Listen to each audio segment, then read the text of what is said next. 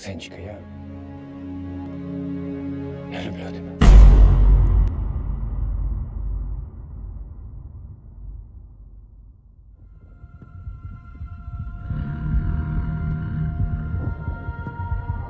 Hear my plea to the fallen, leave me to be with the broken one last time before I go.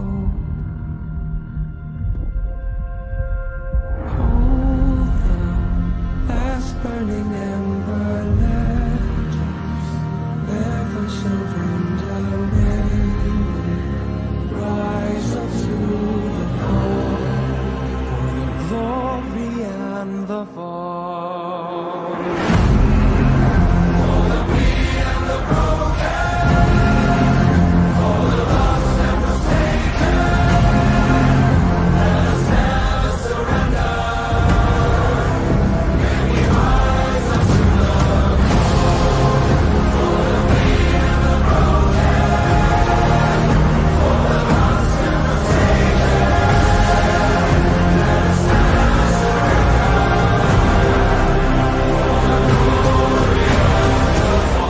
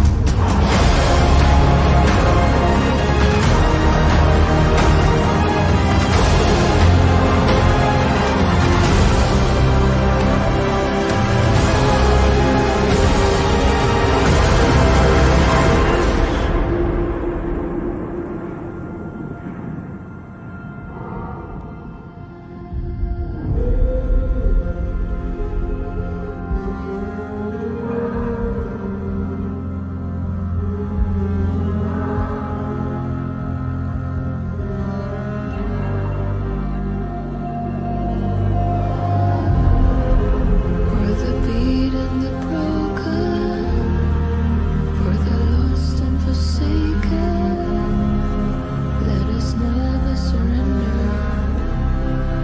Now we rise unto the call.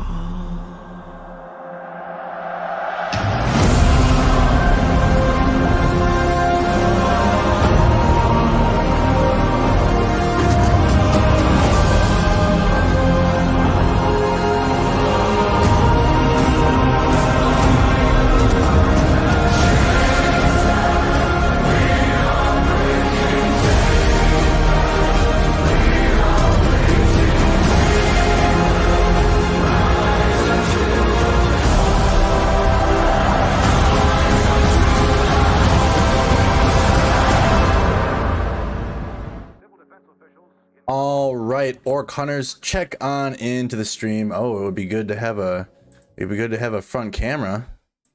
Oh, it looks like my front camera just gave out. That's not good. All right, well, guess what? We need to get that activated. Give me a second. Check in though. Oh, what the hell?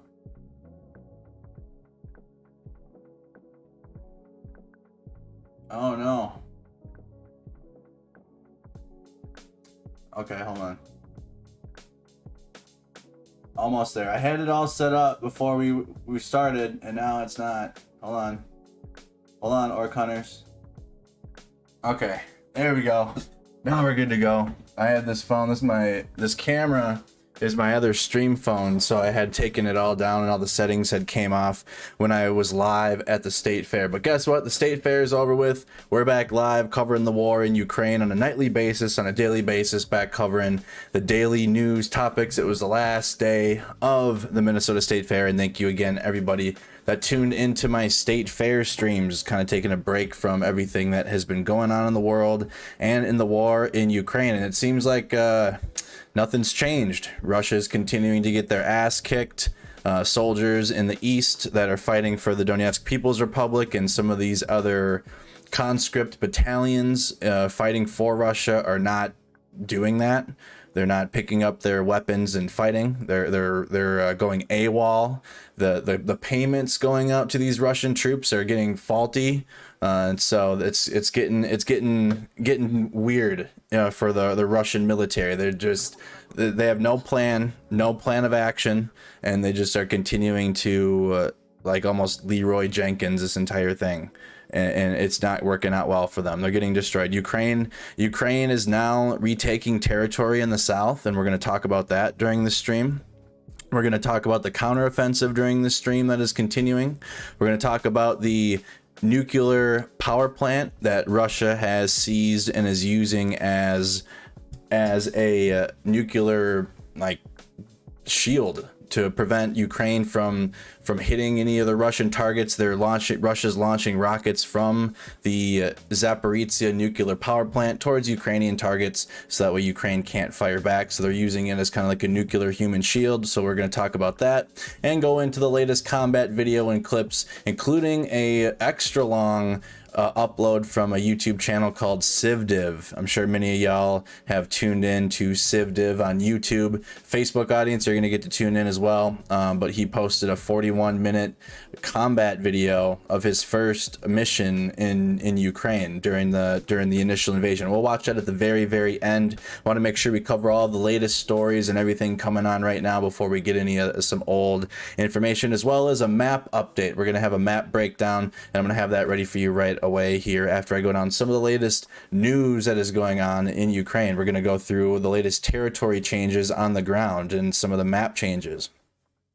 The Ukrainian counteroffensive is making verifiable progress. Oh, if you guys could hit the like, hit the share. I just jump right into it. I don't know. I don't really know a good bridge. I don't have any sponsors, so I don't take any time for that, but hit the like, hit the share, hit the subscribe, hit the follow, all that good stuff. Thank you, everybody. Send stars, super chat, super stickers to support me beyond just the share and the follow. Thank you guys, completely optional.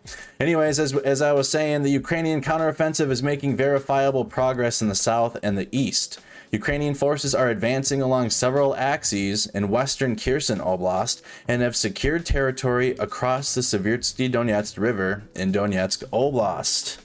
Oh, so not only is Ukraine making verifiable progress, and then again, verifiable progress, not just words. So geolocated pictures, usually like the troops they'll take like swear to God, they'll take a selfie, they'll post it on Instagram or their Telegram channels, and then these open source intelligence officers that are tracking the war and everything will be like, okay, bang, got that photo. Okay, where's the geolocation of it? Okay, well, if they're taking selfies in this city or in this liberated village, then or in this village, that shows the Ukrainian forces are now within that village that the Russians had previously held. So that's how the information gets relayed and how you can verify whether it's Ukrainian forces liberating territories or the Russian forces advancing and taking territories.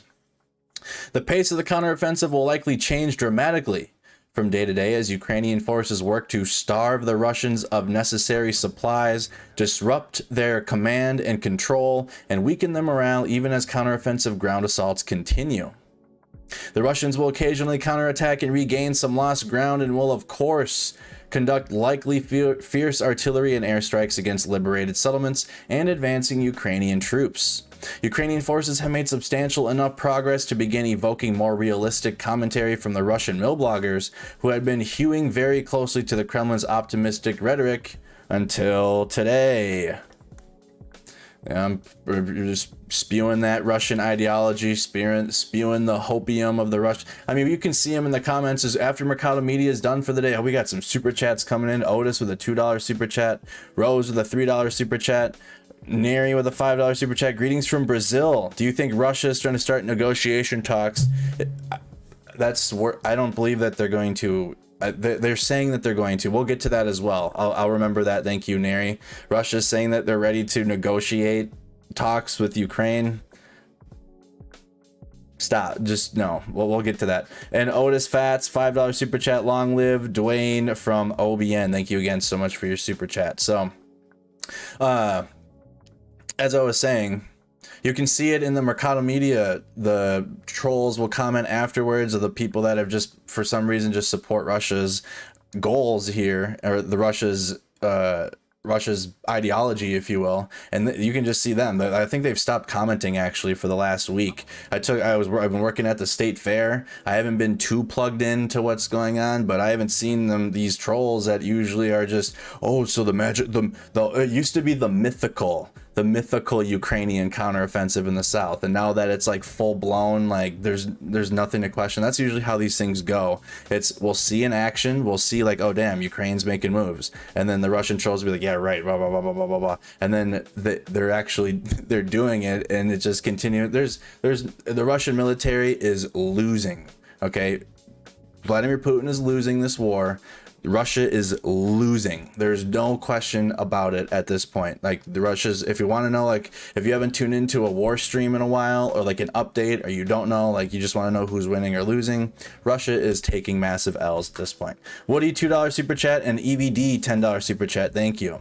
Ukrainian President Volodymyr Zelensky announced that Ukrainian forces liberated 2 unnamed settlements in southern Ukraine and 1 settlement in Donetsk Oblast on September 4th. Zelensky added that the Ukrainian 54th Mechanized Brigade also advanced in the direction of Lysychansk and Siversk and established positions on unspecified heights. Ukrainian officials shared geolocated footage that shows Ukrainian forces raising a Ukrainian flag. So this is what I was talking about with the videos and selfies and taking social media video.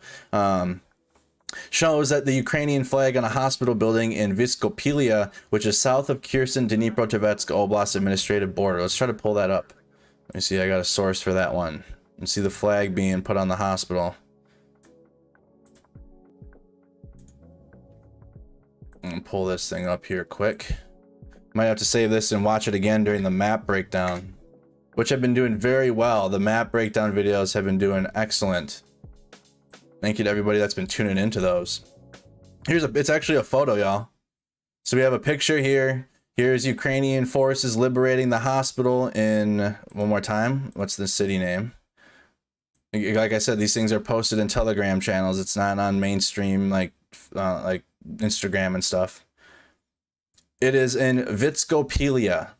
Ukrainian forces raising a flag liberating Vitskopelia. So when we say again verifiable information, they're raising the flag on the hospital. Geolocated footage from September 2nd to the 3rd shows Russian forces firing multiple launch rocket system rounds from positions on the ground in the Zaporizhzhia nuclear power plant within 1 kilometer of the nuclear reactor. Russian opposition outlet The Insider's footage of Russian forces operating multiple launch rocket systems at the Zaporizhzhia nuclear power plant reaffirms the prior assessment that Russian forces have militarized the ZNPP. The International Atomic Energy Agency, the IAEA, the IAEA, announced on September 3rd that the ZNPP has been disconnected from the power grid for the 2nd time in its operational history. The first instance occurred on the 25th of August, likely due to Russian false flag attacks and other military activities in and around the ZNPP. Russian sources claim the ZNPP has stopped providing energy to Ukraine. And they're also using that in other countries that are on the Russian side of things, or Russia's influence is just so effective over the countries. They're like protesting right now for what Russia's doing, but they're framing it as if it's NATO actions in Ukraine. It's getting messy. It's getting messy with that nuclear power plant. We'll get into that. We'll dive into that a little bit more after the map breakdown. Kremlin spokesperson Dmitry Peskov stated that Russia is ready to negotiate Moscow's conditions for ending the Russian war in Ukraine on the 4th of September. But the Kremlin is maintaining its maximalist goals to, quote, denazify Ukraine. Peskov said that the Kremlin would discuss with Ukrainian President Volodymyr Zelensky how Ukraine would meet Russian conditions during peace negotiations, and noted that Russia will complete all stated objectives in the special military operation.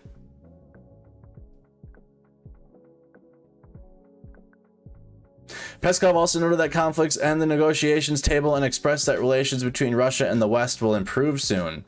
Peskov's statement comes amidst the reports of the Ukrainian counteroffensive progress in southern Ukraine. They're getting their ass kicked. Help. They got their ass kicked in the north. They're getting their ass kicked in the south now. Listen, since since Russia's initial invasion, since that initial push when they overnight, when they invaded in the middle of the night for our time, and then it went over into the daytime and we watched it, since that happened, since they took that massive, the massive, here, where's the map? Let me pull it up. Pull this thing up quick. And we'll get to a deeper map breakdown. Since they've pushed into Ukraine and have taken this territory and made it even more red beyond just Donetsk and Lugansk here in the east, Ukraine has taken back more territory than Russia has gained, right? So all of this was in the initial invasion, like back in February. We're in September now. We're in September. It's fall time. So Russia had, it's not even annotated up here anymore, but Russia had, oh dear. Oh, where's my,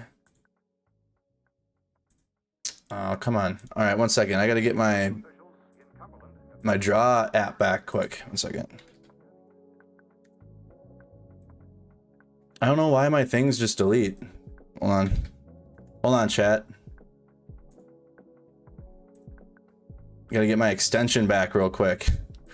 Like, I didn't tell you to, I didn't instruct that extension to delete itself. Anyways, so as I was saying, Russia had territory. Oh, this is the gross one too. Damn it, dude. Oh my goodness. 1 second, y'all. Let me get the right one. I gotta make sure I get the right draw on page app. Draw.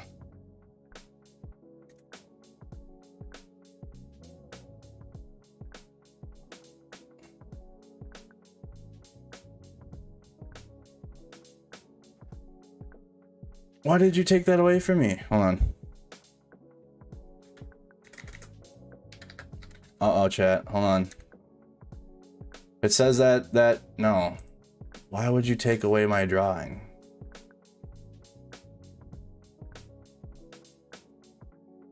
One second. Don't worry, we'll get to the Russian L's in a second. Hold on. I gotta get my paintbrush back on the screen. That's not good.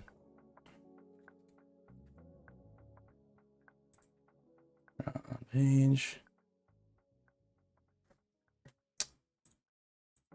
Well, this might have to be the one I use.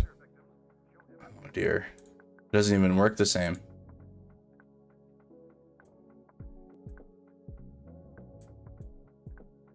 Oh no, I don't like this one, chat.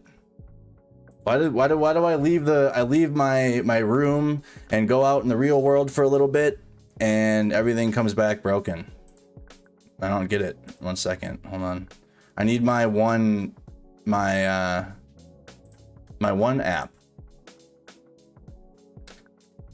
This is why you don't go into the real world. I stay here at home. Okay.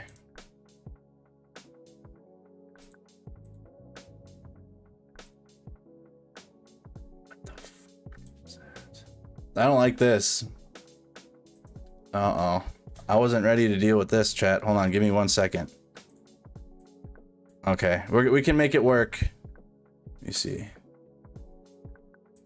Draw. No, I don't want to draw a filled-in circle. Look at what I'll show you what I'm dealing with quick. So I'm trying to figure out my drawing app, and it's completely different than what I've been used to for like the last few months.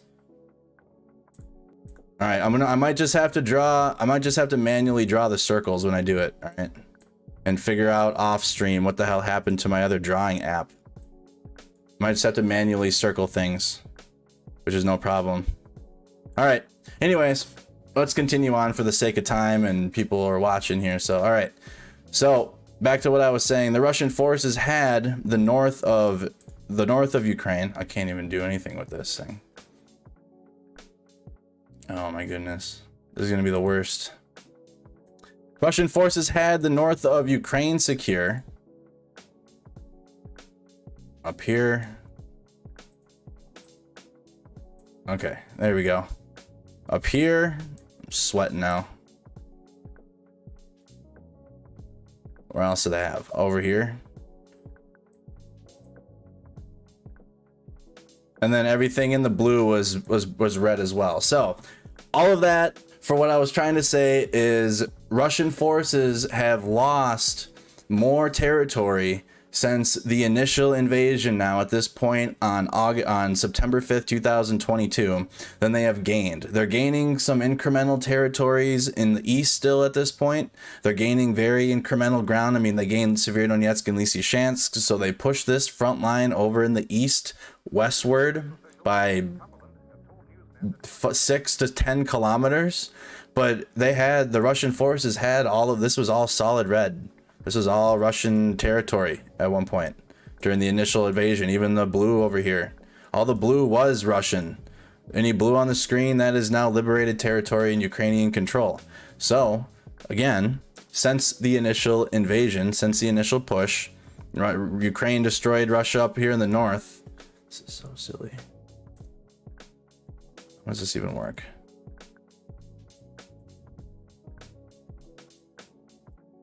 I don't like this at all.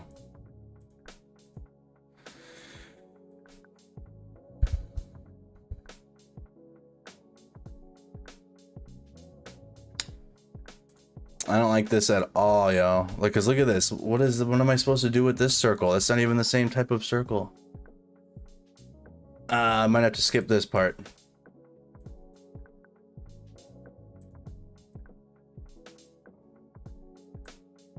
Why would you do this to me?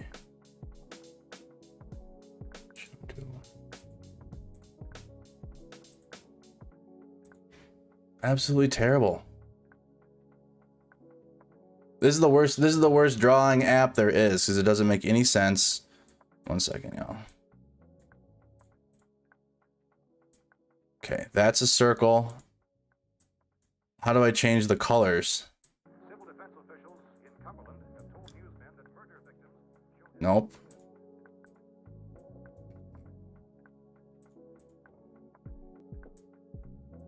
Okay, so what I'm gonna have to do then when I do the map breakdown is manually switch over the circles and then manually circle. We're just gonna have to do that, all right? So let's do that. This is a terrible draw app. I'll have to find a better one off stream. I wasn't ready to have to deal with this while I've been streaming. Anyways, so as I was saying, Russia had the northern region secured. They had some parts of the east, and Ukraine has kicked them out of there. I'm annoyed with my drawing app, so we're going to continue moving on here. We're going to move on. So map breakdown. We're going to go directly into the map breakdown for the last 24 hours in Ukraine. And I'm going to tell you guys the latest territory changes, what's gone on the ground, as well as provide an update for the Ukrainian counteroffensives in the south. And we'll add that on at the very end. We're going to go in the east first. There's 3 main fronts within Ukraine at this time. So let's pull this up real quick. So map breakdown for day 195 of the war in Ukraine. There are 3 main fronts going on in the war. I got a new map editor that I've been talking to my live stream about, and it's not working as well as the previous one, so bear with me. You have the southern axis, you have the east, the Donbass, and then you have the northeast, the Kharkiv Oblast, and the international border with Belgorod. So you have 3 main fronts going on in Ukraine, and we're going to go in depth and talk about what's going on with the counteroffensives that are taking place in the Kherson Oblast, as Ukraine has officially launched their counteroffensives as of a week ago, and they're liberating territory. So we're going to start in the east. This is not going to be as smooth of an experience. We're going to start in the east. Oh my, doesn't make sense. All right. From Izium down to Donetsk. I'm going to circle each individual city that is controlled by Russian forces and Ukrainian forces. So starting with Izium, Lyman, Severodonetsk, and Lysychansk. You got Donetsk here, and you have Lugansk. I'm gonna manually draw. Man, I don't even have my arrows. Manually draw the territory that they're advancing from with these hand-drawn arrows that look absolutely terrible. Oh my goodness. Whatever. There's not that many over here now. At least there's not that many. Okay, that looks like an arrow, kind of. This kind of looks, again, these things that are sticking out, they're supposed to be arrows simulating the direction of the Russian advance. So there's Popasna. All right, so like an arrow there. And then on Solidar, okay, that's like an arrow. And Volnovaka, moving north there, looks something like an arrow there. Okay. So those things that are, again, that are sticking out of the cities, the circles are key Russian cities here in the east, and the lines that are coming out of them are the advancement of the Russians towards the west. We got a super chat. Glory to Ukraine from Andrew Reese. Thank you so much. Now I'm going to do the very best I can to circle the Ukrainian cities in blue. See if I got this thing to work now. Okay, Sloviansk. All right, we're making it happen. We're gonna go Sloviansk, Siversk, Bakhmut. We're talking about Advidka. And we'll start there with the Ukrainian counteroffensive directions. You got some Ukrainian counteroffensives taking place up here in the northeast. So we're gonna leave it at that for the east, and then I'll individually go into each section that I'm talking about. All right, so we're going to start here in the east. The first city that we're going to be talking about is Sloviansk, which is just south of Izium and to the southwest of the town of Liman. Slava Ukraine in the chat from Rose G Schiffman. Thank you so much for your super chat. All right, thank you guys for bearing with the struggles here. So the town of Sloviansk. My beautiful draw app. They always take away things that work perfectly and make them so they don't work anymore. Izium, Liman, one direction of Russian advance. Circle Sloviansk. There's Ukrainian counteroffensive directions. All right. Okay, so this is just a zoomed in version of what we're looking at on the big map. All right, so I'm going to circle the region that we're talking about individually. So here's the first pocket of the east that I'm going to be talking about first and updating. Here's a zoomed in version. All right, now let's get into the information. All that was a mess trying to get the damn draw app working. Russian forces conducted limited ground assaults northwest of Sloviansk on September 4th. The Ukrainian General Staff reported that Russian forces attempted ground assaults near Borodarichny. So they attempted ground assaults near Borodarichny, so I know exactly where that is. That is the last location of the Ukrainian counteroffensive, so that's right here. So I'm going to add another arrow going downward from Izium. So the Russians attempted Borodarichny, okay? It is unclear if Ukrainian forces have liberated Pasika, which is approximately 27 kilometers northwest of Sloviansk. It is unclear if Russian forces conducted airstrikes near Borodarichny, which is approximately 20 kilometers northwest of Sloviansk. Krosrivka, which is approximately 40 kilometers northwest of Izium, and continued routine shelling along the Izium-Sloviansk axis.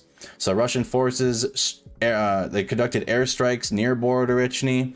No confirmed reports of any Russians taking back territory that the Ukrainians have liberated. So as of now, Borodarichny is still liberated. It's still under Ukrainian control. The Russians tried it, failed, and that is it in Sloviansk.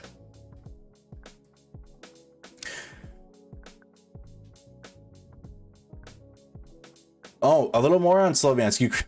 Ukrainian forces regained territory on the left bank of the Siversky Donetsk River in Donetsk Oblast. Geolocated imagery and footage published on September 3rd to the 4th show that Ukrainian forces crossed the Siversky Donetsk River and took control of Ozyrny, which is approximately 20 kilometers east of Sloviansk on an unspecified date. Ozyrny. I got that on my regular maps. It's going to be over here in the east. The town of Ozyrny. Here's the Siversky Donetsk River. The blue object looks like a snake. That's the Siversky Donetsk.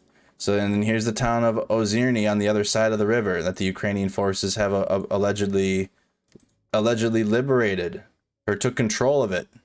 Where is that on our war map so we can reflect that? Let's pull up another tab for our war map, so we can free look on that. Here it is, Ozyrny. So more Ukrainian counteroffensive successes, even in the east. We haven't even gotten into the big update going on in Kherson in the southern axis. We got the Ukrainian counteroffensives continuing up in the east. We've been talking about it. I haven't gone live covering the war in a few days, but the Ukrainians had already started moving towards Izium and chipping away at this territory, and now they're south of Lyman as well. Lyman and Izium could be Lyman and Izium the Ukrainians prove they can get to the other side of the river now. So if the Ukrainians can continue to do that here, they can chip away at some of this territory, at least at some of these cities that are directly on the other side of the river. Pushing on Lyman might be tough on some of these major cities in the east, but the Ukrainians are definitely focusing counteroffensive directions in these pockets here. Stupid draw app, dude. I'm gonna complain about it the rest of the stream. I hope you guys don't mind. You got the Ukrainian counteroffensive directions in the south here that are pushing onto Izium and Lyman. You want to put that up on with the blue? Oh man, that's such a terrible arrow.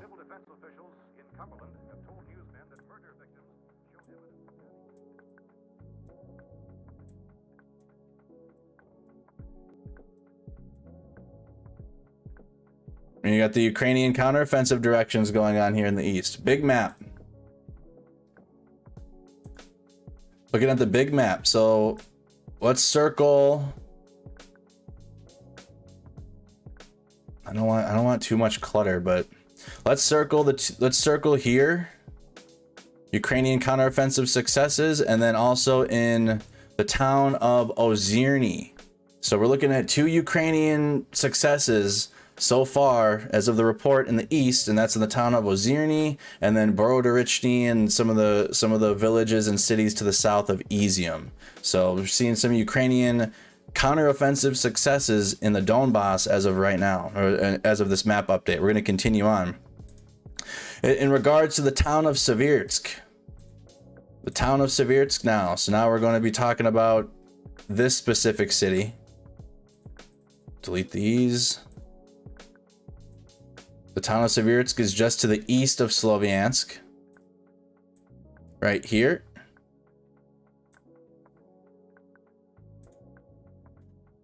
Russian forces did not conduct any ground assaults on Siversk on September 4th and continued routine shelling on settlements in the area. Russian forces conducted an airstrike on Verkho-Mayansky, which is approximately 8 kilometers east of Siversk. So Russian forces conducted an airstrike on a town called Verkho-Mayansky, 8 kilometers away, but did not conduct any ground assaults on the town of Siversk. So nothing to report on that. So next we're going to go to Bakhmut. Let me clear all of this. Clear all drawings. Okay, that's how that works. We're gonna move down slightly. And I'm gonna zoom in too. One zoom here. Bakhmut. Let's circle it. Still a Ukrainian controlled city.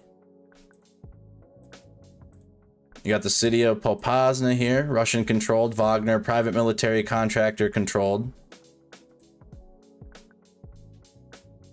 This is the Russian advancing directions, or attempted advancing directions, with the red lines, right? Russian forces conducted limited ground attacks northeast of Bakhmut. The Ukrainian General Staff reported that Russian forces unsuccessfully attempted to attack near Bakhmut, Bakhmutsky, which is approximately 10 kilometers northeast of Bakhmut, and Pokrovsky, which is approximately 11 kilometers northeast of Bakhmut. Russian sources claim that Wagner forces captured most of Kodyma, but that fighting continues in the area as of September 4th. So the fighting continues. Russian sources claim that Wagner troops captured most of Kodyma, but fighting is still ongoing in the area. Let's look up where Kodyma is.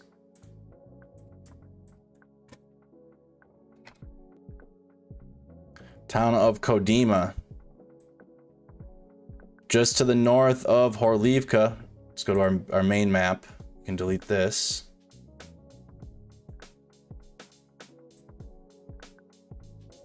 Here's the town of Kodyma. So we have Russians. The Russians are trying to, so the Russians are what they're doing in this region, but they're doing in Bakhmut and Advidka and even in Siversk. They're doing the same tactic that they did in Severodonetsk and Lysychansk. Right, and it's going to be similar in the next two cities that you're looking at. And the Russians have failed at trying to attack these cities dead on. So let's just circle Popasna, for example. And they've tried to go straight at Bakhmut and have failed. Any direct attacks on the city have failed the Russian military. So now they have to go around. And this is the same thing happened in Severodonetsk and Lysychansk. The same thing is happening in Advidka to the south of Bakhmut. The Russian troops trying to push these borders out in some of these other cities to the north and to the south, that there isn't as much defense, or the fighting isn't as intense there. But now the Russians are pushing, they're trying to go around the cities, try to make like a U shape around the city from the east, so that way they can attack the city. So let's just say the Russians get this front line out this far.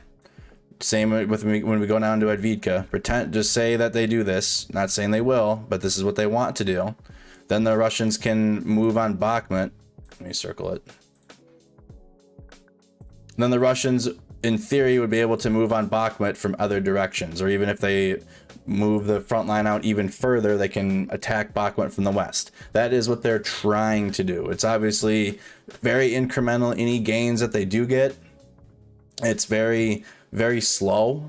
It takes months, but that is the goal that they're trying to accomplish, because they did this in Severodonetsk and Lysychansk when they took the cities. When the Russian forces had taken these two cities here, Lysychansk and Severodonetsk, they went around and made that U shape. They leveled the city, or they hammered the cities with artillery directly on, and their forces went around on to the north and to the south. So that's what we're seeing here in Bakhmut. So big map, you have the Russian forces having some success in this region. The green on the map is changes. So 2 Ukrainian successes in this northern pocket in Borodarichny and what's the name of the new city? I'm sorry, I don't have it memorized yet. And Ozyrny. So Ukrainian successes in Borodarichny and Ozyrny, and you have Russian success, or reported Russian success, in the town of Kodyma, and that is the third green circle on the screen. So 3 changes in the last 24 hours, or 3 updates, 2 Ukrainian successes, and so far 1 Russian success in the east. So now we're going to go to Advidka. We just talked about Bakhmut. Limited ground attacks. No, the Russians are pushing to the south of Bakhmut, but there hasn't been any territorial changes on the city. Next, we're going to go down to Advidka. Same strategy. It almost kind of looks similar. It almost looks similar over here because they're doing the exact same thing. Okay, Advidka. Here's the Ukrainian-controlled city of Advidka. And I'm going to draw it, and it's going to look the same. Here's Donetsk. Some of these Russian-controlled cities, all these direct assaults onto Advidka to try to push into the city have failed for 8 years. Now the Russians are going around. They're pushing here through Pisky and Marinka to try to extend this front line outward, or even up here.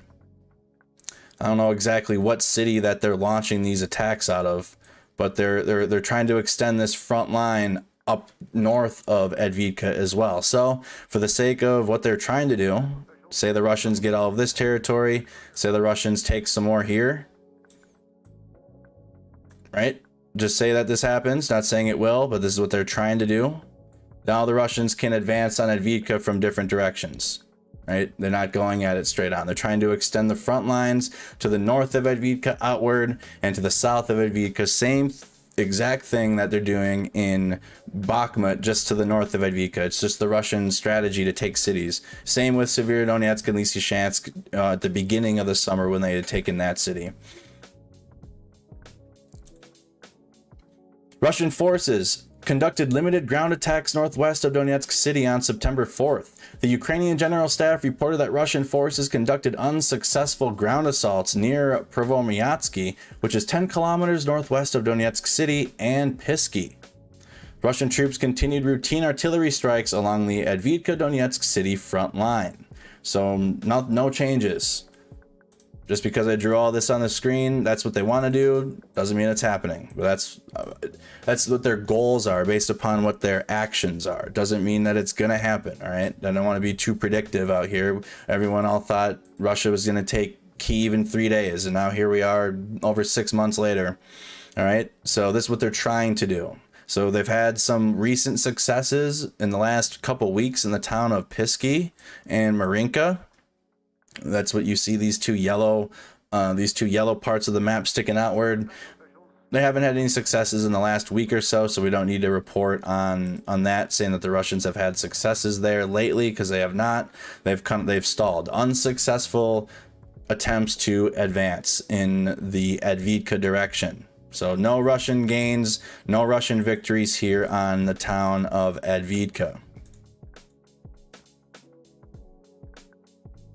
And that is going to be it for the East. So full recap here.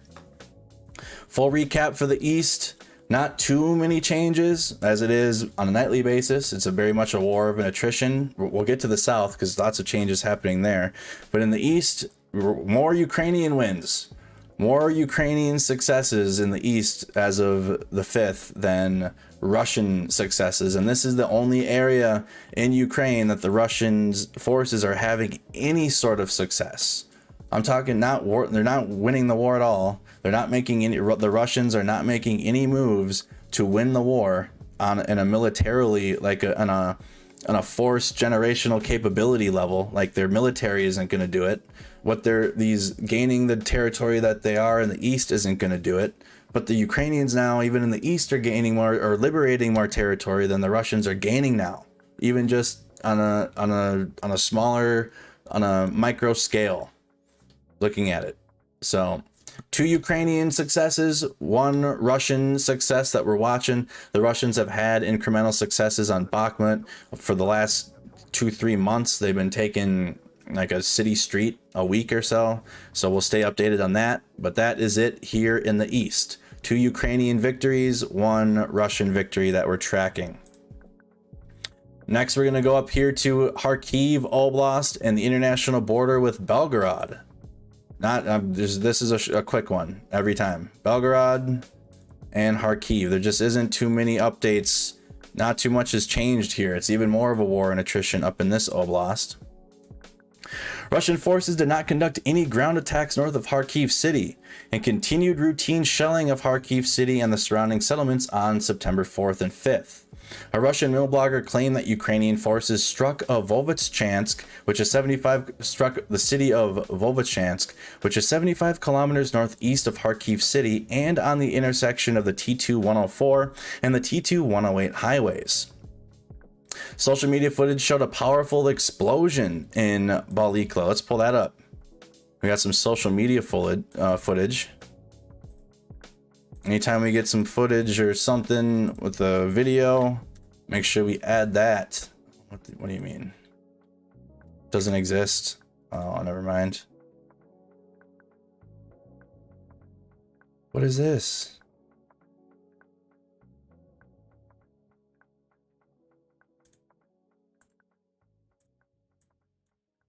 One second, y'all. Now the source isn't wanting to pull up. Technologies are just against me tonight. Okay, I think it's because... Okay. Why is it...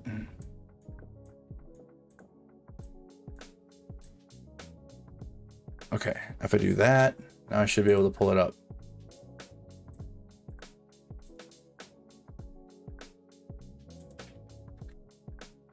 Yep. All right, found it. A powerful explosion is reported in the area controlled by the RF armed forces. Oh, so it's a still photo.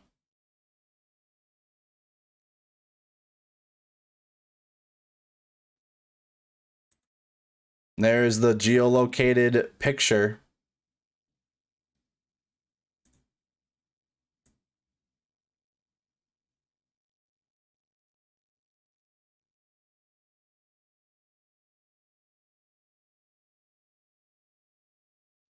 So this is a Ukrainian strike. This is a picture of a Ukrainian strike in Volvochansk.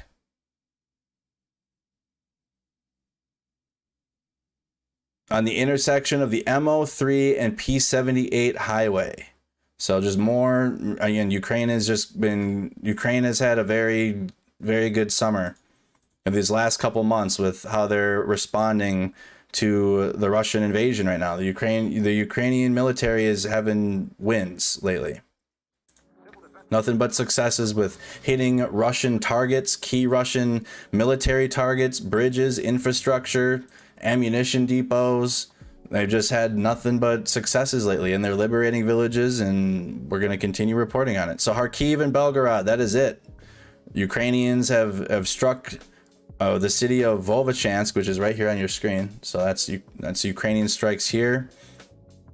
And then can we zoom in some?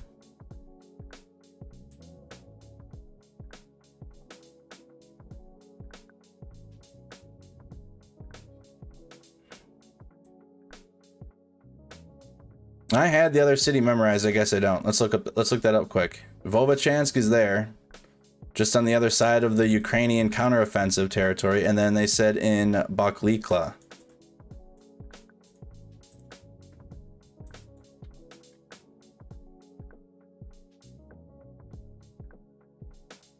Oh, that's south. Okay, that's southeast. I was looking in the wrong spot. Okay, so I'll just highlight that on the screen then. So here in Kharkiv, not many changes beyond Ukrainian strikes in 2 cities that is in Russian control. And I'll circle those in green so you can see them. Here's Volvochansk and Bakhmut. Okay, Ukrainians likely trying to extend that border, extend that front line outward. I can't believe that the Russian military said September 11th for annexing. They had Kharkiv as part of that list of cities that they wanted to annex for this invasion. A lot of southern cities, Kharkiv Oblast was one of them. It just all hopium. Just unreal. Now Ukraine's starting to attack cities, or they're starting to shell Russian controlled cities to try to push that liberated front line, the front line outward, so Ukraine can continue their successes in the northeast. But beyond that, on the ground, there has not been any territorial changes, just shelling of cities from each side. Now the big southern counteroffensive. Lots to update here. Lots to update here. Let's just focus over here, actually. I'm going to zoom in over here. I'm trying to find the best way to put all of this on screen. Mykolaiv, Ukrainian-controlled city. Kryvyi Rih. Zaporizhia. Nikopol, which is just on the other side of the Zaporizhia NPP. Then I'll highlight Ukrainian counteroffensive directions.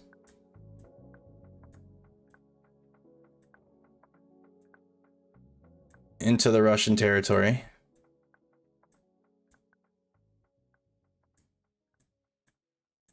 These are my makeshift arrows. I miss my arrows. Okay, Ukrainian counteroffensive directions here in the southern axis. Then I'll highlight Kherson. Currently temporarily Russian controlled city for right now. And Novokhovka. And then we'll also highlight Inotohar. This is where the Zaporizhia nuclear power plant is. All right up here in the north. Supporting effort number 2, southern axis. Russian forces did not conduct any attacks west of Huliapol in Zaporizhia Oblast and continued routine shelling along the line of contact along September 4th and 5th The Russian Defense Ministry claimed that Russian forces struck a Ukrainian command post in Maklitsky, which is 23 kilometers north of Orchiv. Russian forces are reportedly moving military assets to areas along major ground lines of communication, likely to protect Russian ground lines of communication to Melitopol and Tokmak. Ukraine's Resistance Center reported that Russian forces are bringing Russian military personnel to Tokmak on the intersections of N30, T0408, and T0401 highways. The Resistance Center also reported that Russian forces are storing military equipment in agricultural equipment storage areas near Melitopol. So the city of Melitopol, this big ugly box is blocking it, but it is right behind this big ugly box. I wish I could move it. The other box I could at least move around and get it out of the way, but Melitopol is right behind it. Ukrainian Melitopol Mayor Ivan Fedorov warned that Russian forces are planning military provocations at schools in occupied territories. So they've already had provocations at a nuclear power plant. Why wouldn't they do it at a school? Russian and occupation officials are increasing their claims of Ukrainian attacks on the Zaporizhzhia nuclear power plant. The Russian Ministry of Defense claimed that Russian electronic warfare systems prevented 8 Ukrainian attack drones from striking the ZNPP on September 4th, intercepting the drones 1.5 kilometers from the ZNPP grounds. Oh, okay. Occupation Enerdohar head Alexander Volga claimed on September 3rd that a Ukrainian artillery shell pierced the wall of one of the nuclear reactor containment units on an unspecified date, but did not produce the photo of the damage he claimed to possess. Russian news outlet Komsomolska Pravda published excerpts of an interview with claimed former ZNPP personnel who left Ukraine for Russia, in which the former employees downplayed the risk of impact of a nuclear disaster at the ZNPP. These claimed former employees stated that even direct artillery strikes are unable to penetrate the nuclear reactor containment units because of the containment unit walls are too thick. Oh my God. Komsomolska Pravda also reported claims that a disaster at the ZNPP would only cause nuclear contamination on a local level with an unspecified span and not on a global level. The former employees getting paid Russian rubles to be useful idiots for the Kremlin and then also sound dumb at the same time. Russian forces fired on Nikopol and Marionets, Dnipropetrovsk Oblast, from likely from positions near Enerdohar on the opposite bank of the Kakhovka Reservoir. Russian forces continued targeting rear areas in Mykolaiv Oblast on September 4th. Ukrainian sources reported that Russian forces struck Mykolaiv city with S-300 anti-air missiles. The Ukrainian General Staff reported that Russian forces are using outdated S-300 missiles to strike targets due to shortage of high-precision missiles. The Ukrainian General Staff also reported that Russian forces have thousands of S-300 missiles in storage, but that Russian forces are unable to use most of them because the missiles are outdated. A Russian source claimed that Russian forces struck a Ukrainian military hospital in Mykolaiv city, which the source claimed is a legitimate military target. Russian forces also conducted airstrikes on Orchiv, southwest of Mykolaiv city on the Black Sea coast, and Vozochensk, which is roughly 88 kilometers northwest of Mykolaiv city. So that was some of the actions just in the southern axis in general. So Ukrainian counteroffensives. A sip of my... I haven't done all this talking. So the Ukrainian counteroffensive, Ukrainian efforts to liberate Russian-occupied territories in the south. Ukrainian officials announced that Ukrainian forces are continuing to make unspecified advances in Kherson Oblast and are exhausting Russian troops and logistics as part of the counteroffensive on September 4th and 5th. Ukrainian President Volodymyr Zelensky stated that Ukrainian flags are returning to those places where they rightfully belong, and noted that Ukrainian forces liberated 2 unnamed villages in southern Ukraine. Ukrainian officials and social media users published footage of Ukrainian forces raising a Ukrainian flag in Vitskopelia, south of the Kherson Dnipropetrovsk Oblast administrative border. Russian mill bloggers noted that Ukrainian forces withdrew from Vitskopelia to avoid encirclement from the Olhiny and Potomyny directions, which is west and east of Vitskopelia, respectively. Mill bloggers noted that a lack of Russian aviation in the area, say to the fight around the Ukrainian bridgehead over the Inhlovets River, allowed for Ukrainian advances on Vitskopelia. Let's pull this up. Vitskopelia. That's just to the northeast of Kherson, south of Kryvyi Rih. Okay, so we have a couple maps here. Let's do this one. Freeform. Oops. No drawing on this map. Oh, or not.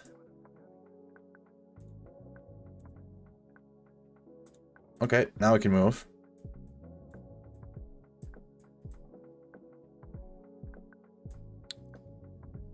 Alright, I gotta find it now. So it's just south of Kryvyi Rih. Here it is. Vitskopelia. So more territory here just to the north of, it'd be south of Kryvyi Rih, north of Nova Kakhovka. The Ukrainians are moving, so I'm gonna use a green circle. Use a green circle here. Ukrainians liberating territory in that specific region. I know it's blended in with the blue. It's right here on the map, right in the middle of that green. That's where Vitskopelia is, and the latest Ukrainian the reported liberated village is located. Ukrainian officials did not name the second liberated settlement in the area. Kherson Oblast administration head Yaroslav Yatsinovich reported that Russian forces shelled Olhiny, Potomyny, Doranka, and Novovozhensky, which is south of Vitskopelia, while some mill bloggers claim that elements of Russian airborne forces also withdrew from Novovozhensky, which may indicate a Ukrainian advance in the area.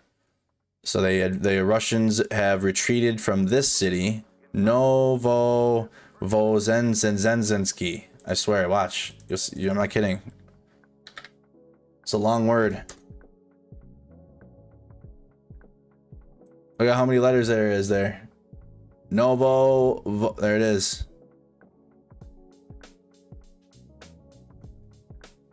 That is just to the southeast of Vitskopelia, along the T2-207 highway. Here it is. So let's add that then. It's right around the same area. That's actually included. Let's fix this. So let's do two separate green circles. Green circle here, green circle here. Those are the assumed, based upon information available, of the two villages that have been liberated from Ukrainian forces. So Novovozhensky, which the Russian forces have withdrew, they've retreated, and then you have the Ukrainian advances in Vitskopelia. The Ukrainian General Staff reported that Russian forces launched airstrikes on Lyubo-Marivka, which is approximately 28 kilometers north of Kherson City. Russian mill bloggers reported that Russian forces have left the settlement. Where's this one now? So that might be this is a third settlement. Russian forces just retreating everywhere. Help! Russian forces retreating. So this is along the same line of villages. You got Vitskopelia here on your screen, middle of your screen here. Okay, then you have the other town of Novovozhensky, and then you have the Myro Lubivka, which is just to the southeast of that city. So it looks like the Ukrainian forces are just going along this T2-207 highway. Excuse me, Luby-Marivka, or excuse me, Luby-Mivka. There we go. I added an extra R in there. Lyuby-Mivka, just south of the T2-207, just to the southeast of Vitskopelia, just along the same line.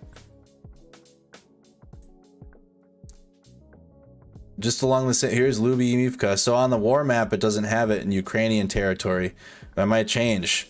If the Russian forces have withdrew from this city, you might see, honestly, pretty quickly here, if the Russian forces continue to withdraw, even on just this line here, if they continue to leave here, you're going to see this. And this front line that the Russians had pushed and gained territory since the initial invasion is also going to be lost. Like many of the other areas in Ukraine that the Russian forces have pushed since the initial invasion and are now about to lose. So here's Lubimivka, which is claimed Ukrainian territory, or excuse me, it's claimed that the Russians have retreated from the area and have surrendered it. So we'll see if that changes. But we're likely going to see this front line here, especially this line of cities and villages along this highway, go into Ukrainian control. Just this right now. Okay, likely.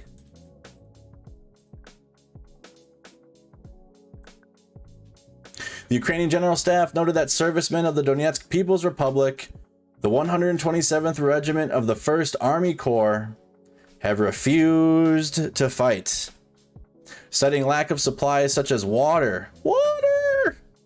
The Ukrainian General Staff reported that Russian counterintelligence representatives are dealing with the 127th Regiment and that its fate is unknown.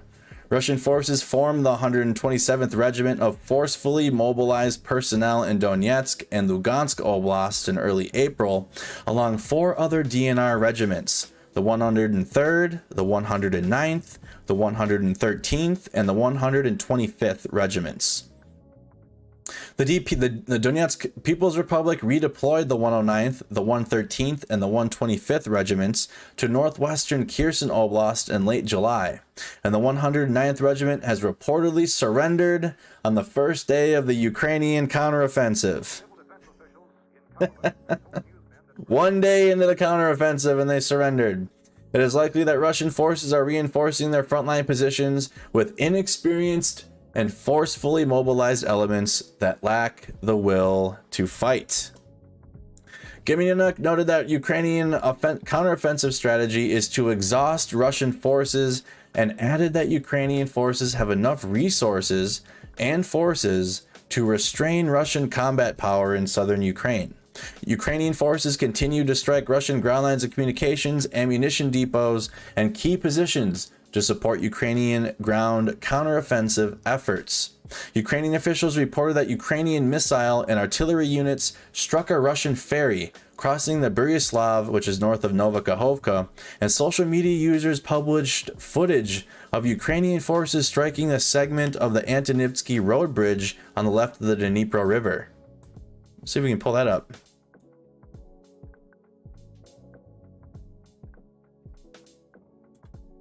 Oh, it's Rob Lee posted a link to it. That means we're going to get to it again. That's okay.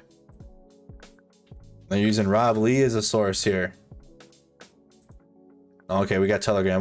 We'll see this on Twitter too, but here it is in Telegram from the original source. So again, a lot of these things, when you see it when we go through like Rob Lee's timeline, shout out to Rob Lee and all the work that he does getting all this footage and all of this organized on a daily basis, but he gets it from these Telegram channels, right? Or it's the same with all the other open source intelligence, right? That comes from here anyways. Let's translate that. There was a low blow on the left bank of the exit of the Antonivsky Bridge.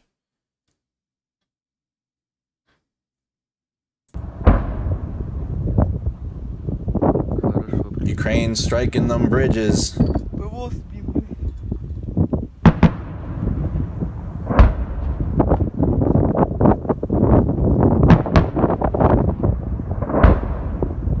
Сколько там ракет?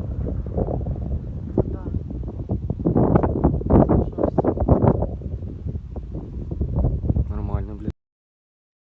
Tough time for Russian forces and bridges. And now that this is happening and now Ukraine is just full on striking those bridges, Russia was 100% using those civilians when they were making videos of the pontoon bridges across, like, of the how safe it was or how they were making crossing available. They were using those civilians to prevent Ukraine from striking those pontoon bridges, for sure. They were using them as shields because Ukraine is destroying these bridges, and those pontoon bridges Хорошо, прилетел. were the only hope. Do you have audio? We have someone that said, do you want to be able to hear it? You guys should be able to hear. Let me know in the chat. You have audio right now? You should have computer audio. А сколько там ракет?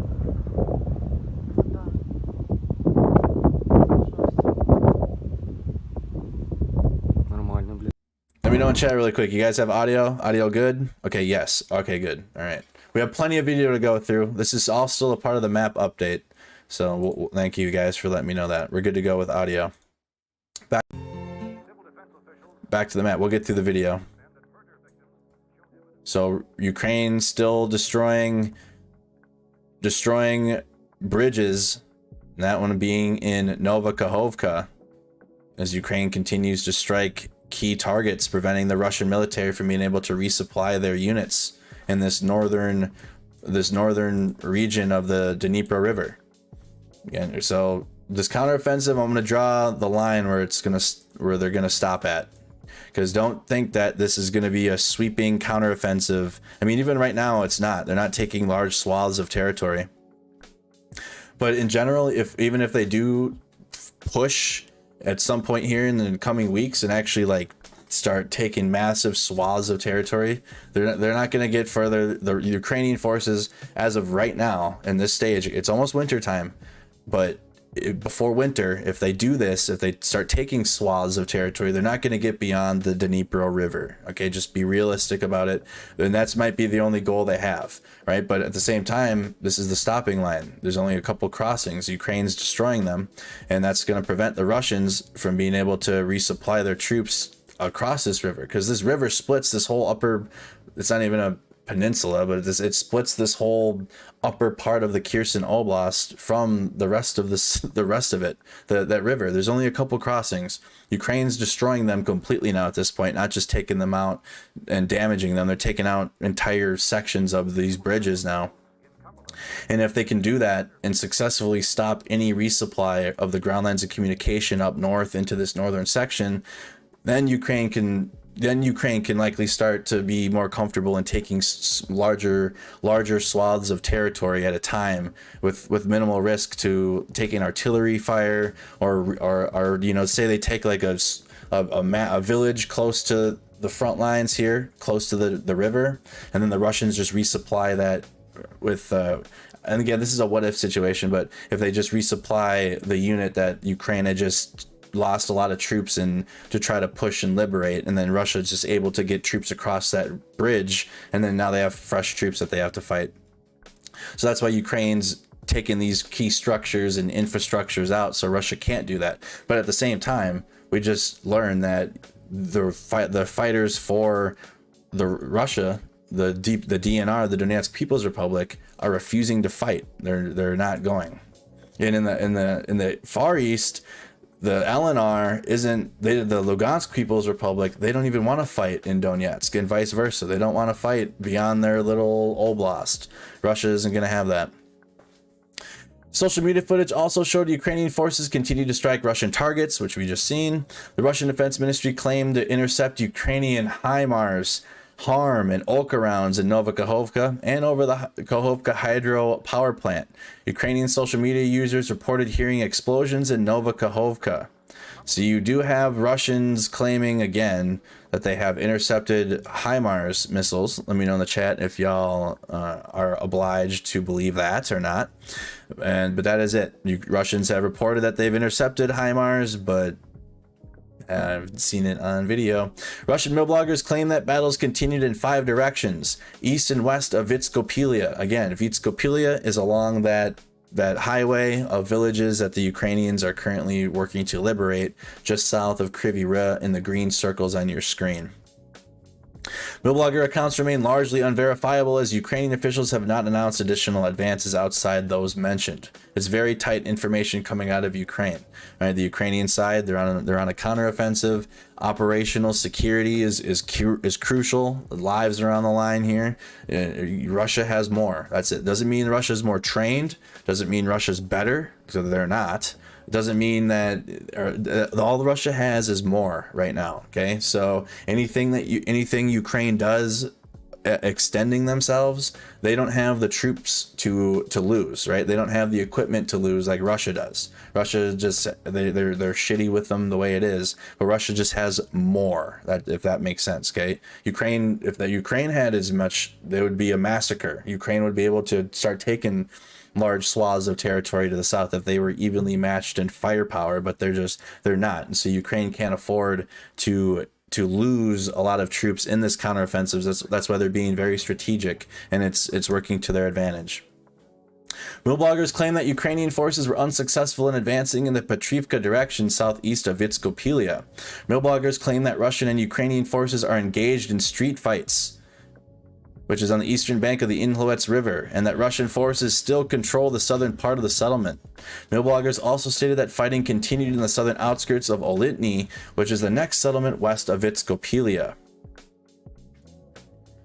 The Ukrainian liberation of Vitskopelia ignited some critical discussions among Russian millbloggers, whereas the Russian Defense Ministry maintained that Ukrainian forces continued to conduct unsuccessful attempts to advance in Mykolaiv, Kryvyi Rih directions. The Russian Defense Ministry changed its day-to-day recap of the progress of the Ukrainian counteroffensive from declaring total Ukrainian defeat on the 29th to claiming high Ukrainian advances in the northern Kherson Oblast as a massacre of Kherson Oblast due to claimed large losses among Ukrainian troops. Some millbloggers noted that Ukrainian forces conducted a correct counteroffensive around Vitskopelia and noted that Russian forces lost a tactically significant settlement. So the middle bloggers are all over the place right now with the information that they're giving. The Russian middle bloggers, again, these are the people that are on their Telegram channels, or maybe even they're doing a live stream covering the war, but they're mostly ideology based. But very few of them are actually reporting the facts that's going on the ground. The Kremlin's had issue with that. The Kremlin, because the mill bloggers, despite being pro-Russian ideology and for what Russia's doing, they're being too honest in how shitty Russia is and how shitty their military is and their tactics, and that's not good for the Kremlin. So there's like infighting going on among these mill bloggers and what to say and what to report. So you have one source from the Russian side claiming that there was high Ukrainian losses, another claiming that there was a massacre in the Kherson Oblast, and some claiming that the Russian forces have lost a tactically significant settlement. So just kind of all over the place right now with the Russian mill bloggers and exactly what the message is. This is the first occasion on which some mill bloggers have broken with the Kremlin's optimism about the Ukrainian counteroffensive and recognized the Russian setbacks. Ooh, can't lie for long. Can't deny it for too long.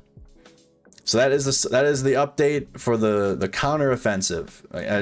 It's a lot in there. Not really, not a lot of information that's going to let you know, okay, Ukraine's now in this territory. All right, Ukraine's now here in their counteroffensives. You're not going to get that, right? You're not going to get troop movements. You're not going to get number of troops. You're not going to get equipment being used. You're not going to get locations. All right. That's just right now. Ukraine has put a embargo on all information coming out. It's only official Ukrainian sources that are relaying this information. Obviously, there's ways to geolocate things, and the open source intelligence officers are doing that to try to provide some additional information. But some of these pieces of information, it's just not gonna happen. All right. If it was, especially if I was reporting on a US military, that's not even a thing. We have an entire class. If anyone doesn't know, I served in the U.S. Army, so I'm a U.S. Army veteran. I'm an 88 Mike. I was a E5 sergeant when I got out, and before even deploying, but just in general, we had OPSEC classes that we had to go to and take them to understand, what information can you even share. Like just being in the military, because there's things you can't, because with social media nowadays, you can't take pictures of yourself. And being in the U.S. military, like if you're on a U.S. installation, if you're overseas, if you're in transit, like if you're on your way to like being deployed overseas, or if you're on your way to theater, you can't be posting, right? You can't be posting anything. Actually, you can't take any video, like nothing, because all that can be geolocated. If you post a picture online, someone can get the metadata and figure out where the hell you're at, right? So it's all operational security. So that type of information is going to be at a minimal right now while Ukraine's conducting this. So a couple other pieces of information before we go to the video update and look at some of these articles. Before we go into some of these articles, I'm going to talk about the mobilization and force generation efforts. So this is how Russia is sending its forces into Ukraine and how they're being paid. Doesn't seem like today is providing a payment update. The payments have not been, we've gone through them in past live streams. I'm sure you guys can go check those out, and I'm sure we'll get more on that. This is a very much a day-to-day update, but the payments and the rubles that are being offered are not it's different in different portions of Russia. It seems like the Russian speaking regions, or like the ethnic Russian areas, they weren't recruiting there at first. In the initial invasion, they stayed away from recruiting ethnic Russians to go fight an ethnic cleansing war. Russia wasn't actually sending Russians to go fight for the Russians in the east. They were sending people all around Russia that were non-ethnic Russians and paying them like one payment of $400, and that's it. 400 USD. It sounds like a lot in rubles because it's probably like $10,000 in rubles, but it's USD. It's nothing. They're getting paid dog shit. Russian and most of it is one-time payments. Only in like St. Petersburg and a couple other ethnic Russian cities are they being paid monthly. It's like it's privileged in certain areas of Russia to go get killed in Ukraine. Russian authorities are continuing to struggle to recruit military personnel within occupied territories. The Ukrainian General Staff reported that Wagner personnel are recruiting convicts from Correctional Colony number 124 in Donetsk City. Head of the Donetsk Higher Combined Arms Command School, Mikhail Tikhonov, stated that Donetsk Higher Combined Arms... Excuse me. I gotta try that again. Mikhail Tikhonov stated that Donetsk Higher Combined Arms Command School, that's what it's called, the Donetsk Higher Combined Arms Command School, suffered a shortage of applicants in 2022. 44 people have entered the course and only 44 have graduated. Now, 44 entered this Higher Combined Arms Command School. Sounds like some MLM. Sounds like some multi-level marketing shit. Sounds like something that you pay for and you sit in a seminar and you just wasted your money, and then you got to recruit other people to be a part of it. That's it. Only 44 entered, 40 left. All right. That's it for the mobilization and force generation efforts. That's the update for the forces Russia's sending. Activity in Russian occupied areas. So this is what's going on in the cities that are occupied by Russian forces. Let me zoom out on this thing quick. So this is what their plans are, or how it's going in these occupied cities in Ukraine. Russian occupation authorities in occupied southern Ukraine are continuing filtration and passportization measures to crack down on partisan activity in rear areas during the Ukrainian counteroffensive. Occupation authorities in Tavritsk, immediately west of Novokhovka and on the left bank of the Dnieper River, are reportedly gathering civilian data to intimidate locals into revealing members of the partisan movement. Ukraine's Resistance Center reported that Russian forces are blocking humanitarian convoys from entering occupied from entering occupied Zaporizhia Oblast through the checkpoint, to coerce civilians into accepting Russian passports in exchange for humanitarian aid.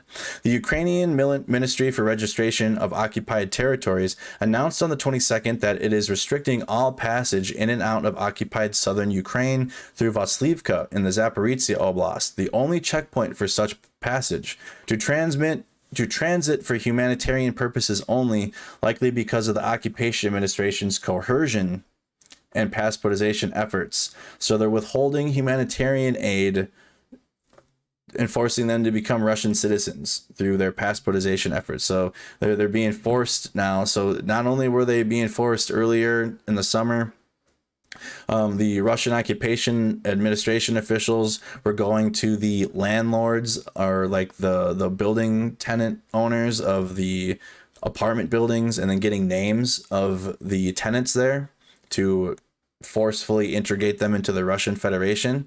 Now they're withholding humanitarian aid and supplies to the civilians and forcefully coercing them into becoming a Russian citizen.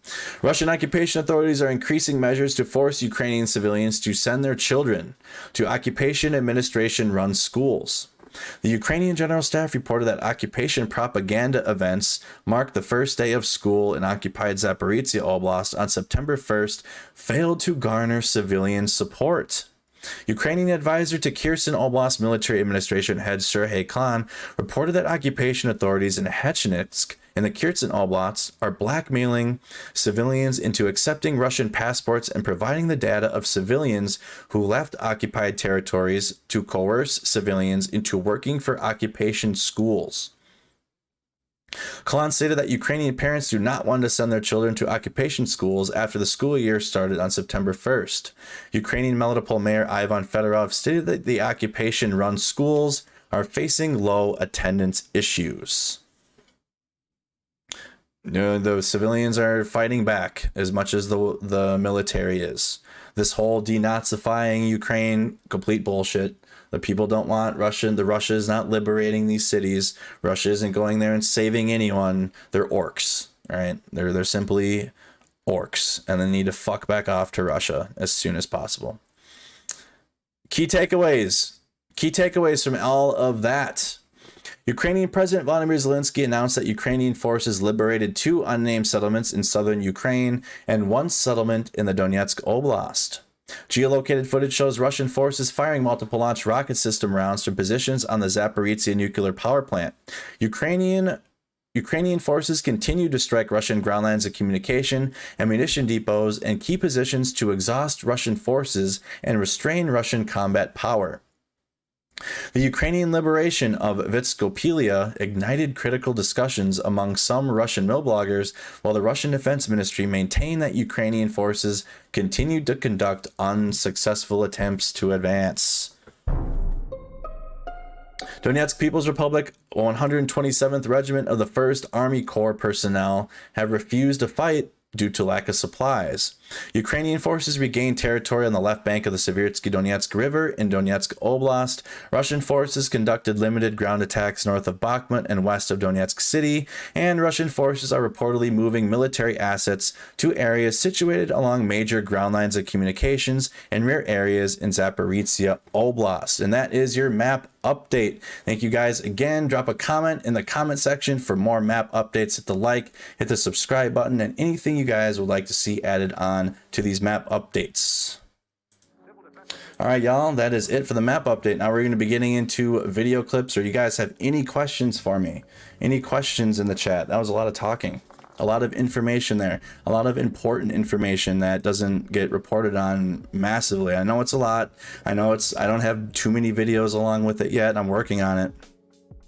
But it's a lot of important information, because that's where you learn some of the background stuff that becomes foreground information at some point. So in there with I'm even noticing the mainstream news, they're reporting on how the Russians are being paid and the mobilization and force generation efforts and how they're being sent into Ukraine. They're now starting to report on that. And then information wasn't mainstream. We were reporting on it. Other independent sources are reporting on that, but that's all important information. Any questions y'all have before we go to our video clips? I need a drink of Monster because that, again, was a lot of reading.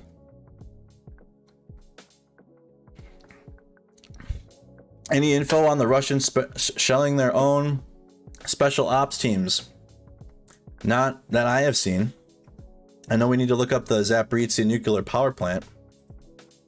I have that ready to go. The plant is offline. I got all the articles, all the videos ready to go. Any questions before we get into that, though? This is the question section.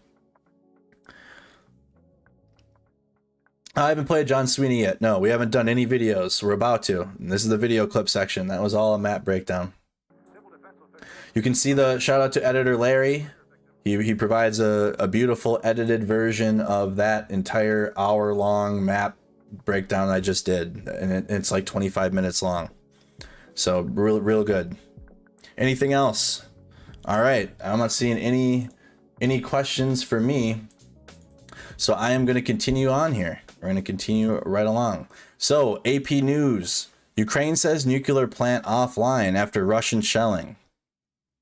Europe's largest nuclear plant was knocked off Ukraine's electricity grid Monday, its last transmission line disconnected because of a fire caused by a shelling, the facility's operator and the UN atomic watchdog has stated.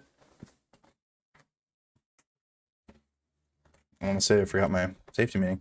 The International Atomic Energy Agency said it was informed Monday by Ukrainian authorities that the reserve line was, quote, deliberately disconnected in order to extinguish a fire. The line itself is not damaged and it will be reconnected once the fire is extinguished, the IAEA has stated. In the meantime, the plant's only remaining operational reactor would, quote, generate the power of the plant needs for its safety and other functions.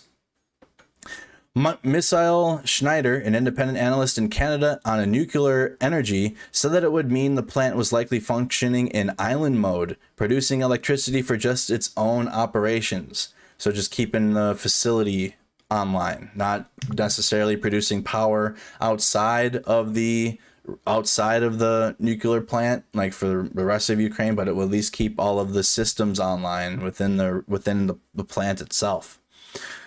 Island mode is very shaky, unstable, and an unreliable way to provide continuous power supply to a nuclear plant. The incident fueled fears of a potential nuclear disaster at Zaporizhzhia, one of the 10 biggest nuclear power plants in the world. Experts say its reactors are designed to protect against natural disasters and incidents such as aircraft crashes, but leaders around the world have appealed for it to be spared in the fighting because of the risk of a catastrophe. Russia and Ukraine accuse each other of attacking the plant, which the Kremlin's forces have held since early March. The plant's Ukrainian staff continue to operate it. The plant's operator, Energoatom, said on Monday that Russian forces have kept up intensive shelling around Zaporizhzhia in recent days, despite the warnings. The Russian military accused Ukrainian forces of staging provocations there, including sending a drone, which was intercepted and shelling the adjacent of Inoudahar. What a wild... Just that's where you can tell where the Russians are and where the Kremlin is when they can say that the Ukrainian forces are staging provocations. Well, they have full scale on invaded Ukraine and have literally physically taken the plant by force. Like there's Russian military vehicles driving around the plant and they weren't there before. Russia literally took that shit and they have it held, and they're going to say that Ukraine is staging provocations, but they will take that and be dead ass serious about it though. And they're dead ass serious, and they'll be deadpan about it, and they're not joking. Ukraine Energy Minister Herman Halushno said on Facebook that fighting around the power station made it impossible to repair damaged power lines, putting the world, quote, once again on the brink of a nuclear disaster. The developments at the Zaporizhzhia came on the eve of a report to the UN Security Council on Tuesday that the IAEA inspectors about what they found on their visit. The IAEA still has 2 inspectors at the plant after a perilous inspection that required its inspectors to travel through the fighting last week. So they are going to leave some experts at the plant. The IAEA is going to. There are Russian troops now who don't understand what's happening, don't assess the risks correctly. There's a number of our workers there who need some kind of protection, people from the international community standing by their side and telling Russian troops, don't touch these people, let them work. These are the same Russian troops that dug trenches in Chernobyl and got themselves radiation poisoning again.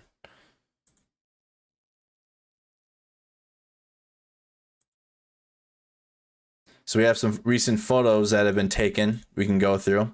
Here's a Ukrainian soldier taking a selfie as an artillery system fires on the front line of Donetsk region, eastern Ukraine. This photo was taken on the 3rd of September. Also, everybody check in, drop a comment. Drop a comment.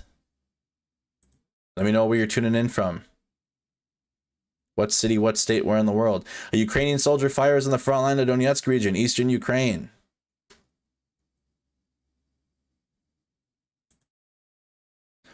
Henadai Storenko carries a piece of plywood to cover the windows of apartments that have been damaged after Russian attack yesterday near a residential area in Sloviansk.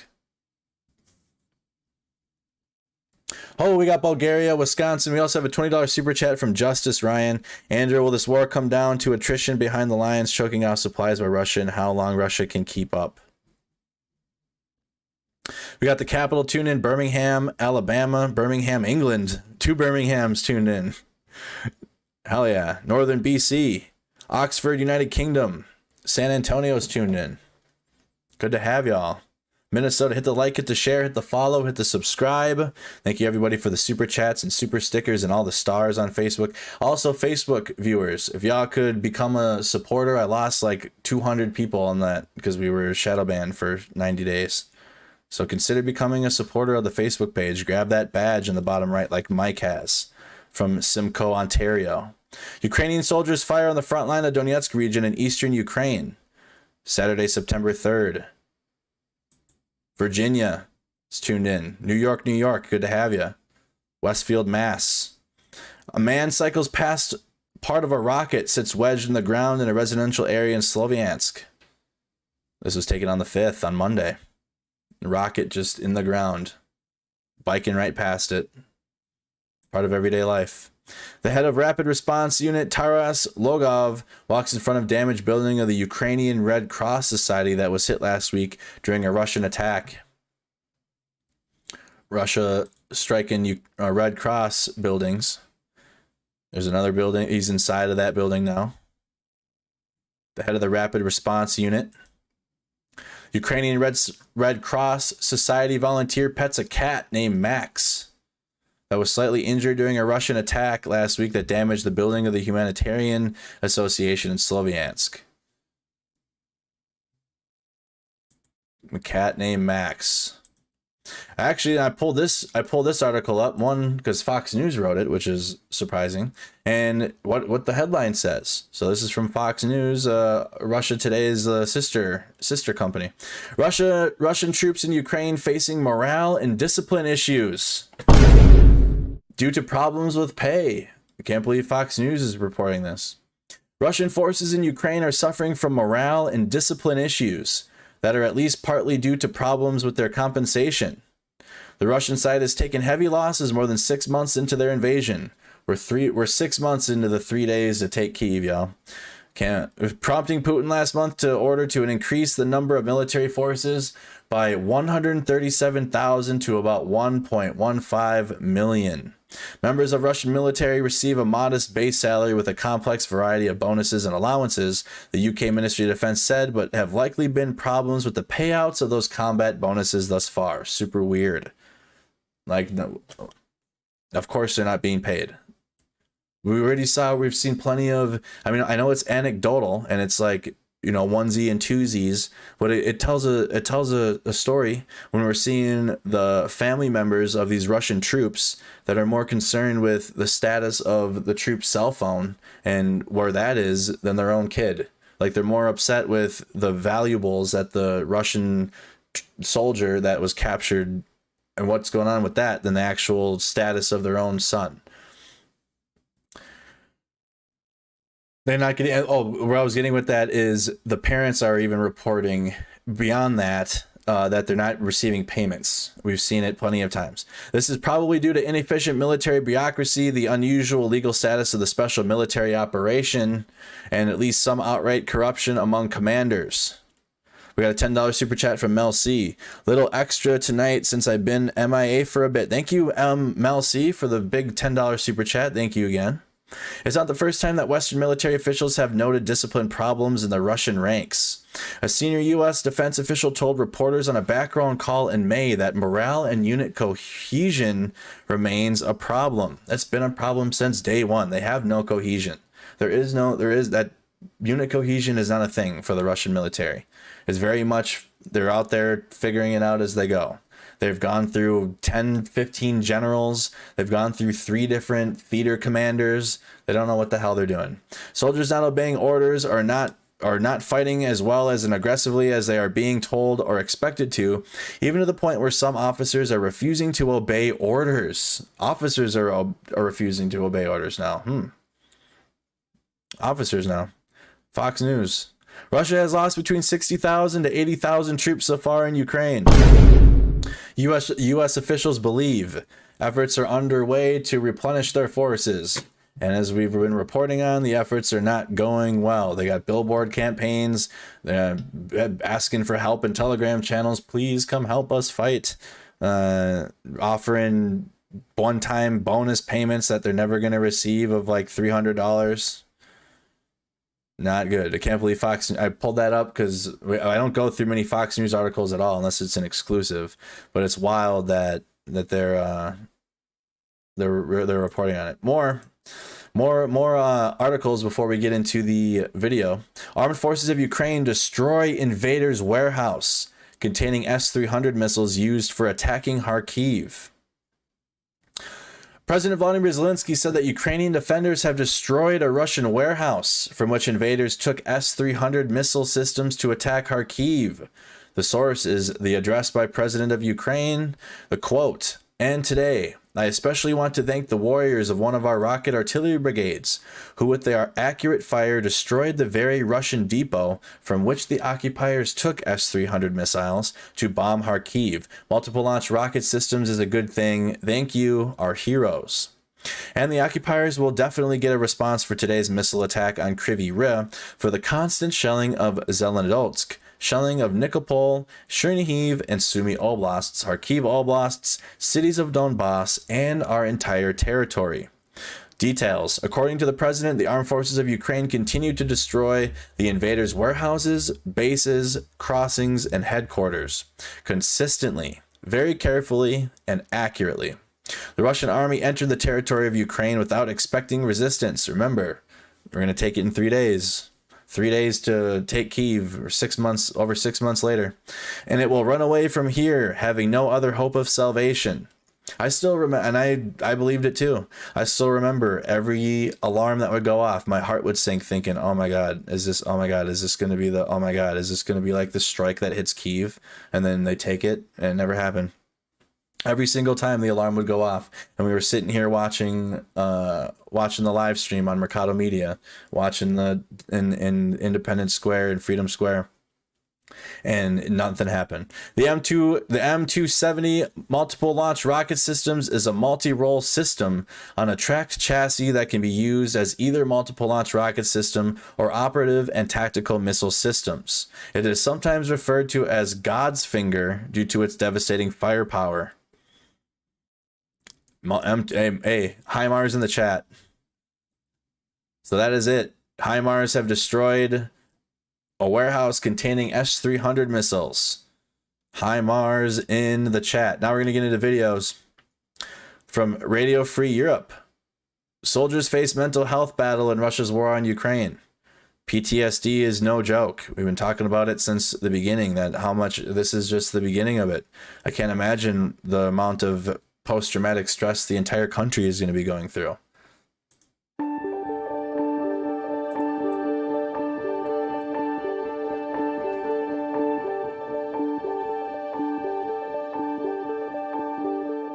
В Харкові я отримав вогнепальне поранення, куля зайшла в районі грудей, під Лисичанськом там прилетіла міна і так нормально мене покоцало.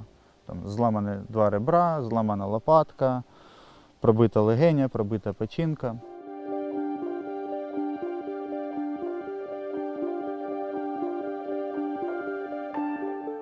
Я був столяром, коневодом, навчався на іпотерапевта, я був вчителем історії, вчителем крафта і інструктором на дитячих таборах, жив в центрі, де якому займалися ми реабілітацією ветеранів. Я розумів, як веде себе організм і людина після стресових таких ситуацій, після контузій.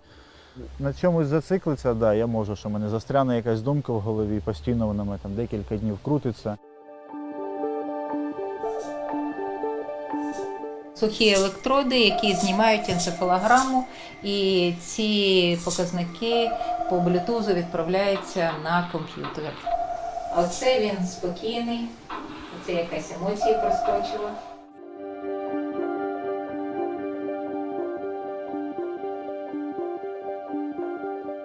Як до нас потрапити? Якщо це діючі військовослужбовці, то вони отримують направлення або від начмеда своєї частини, або направляються з військового госпіталю. Якщо це ветерани, то вони можуть взяти направлення в сімейного лікаря. Все це оплачує держава 100%.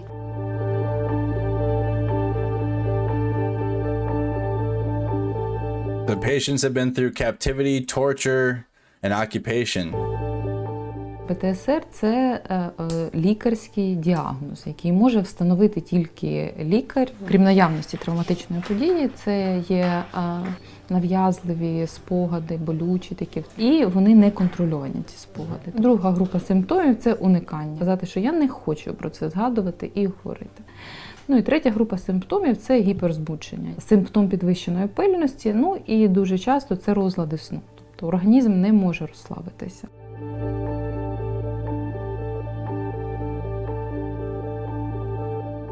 Перебував я на Яворівському полігоні. Ми навчали резервістів мобілізованих, навчали їх їздити, стріляти з бронетехніки. 13 березня прилетіли ракети, я нарахував 8, і те наметове містечко, його зрівняли з землею. Прийняв взвод, почав працювати з ним, все, готуватися до виїзду. Але 16 травня ми були на полігоні, так сказати, на імпровізованому. Над нами щось вночі пролетіло. І все, і в мене, і я почув цей гул, і все, мене почало, я почав тремтіти. Ти не заїкався до цього? Ні, я не заїкався, от втрачаю інколи пам'ять. Під час бойових дій я можу не дати команди. He hopes to return to the front despite physical and mental scars. Планую повертатись знову до хлопців, бо їм скучно без мене, важко.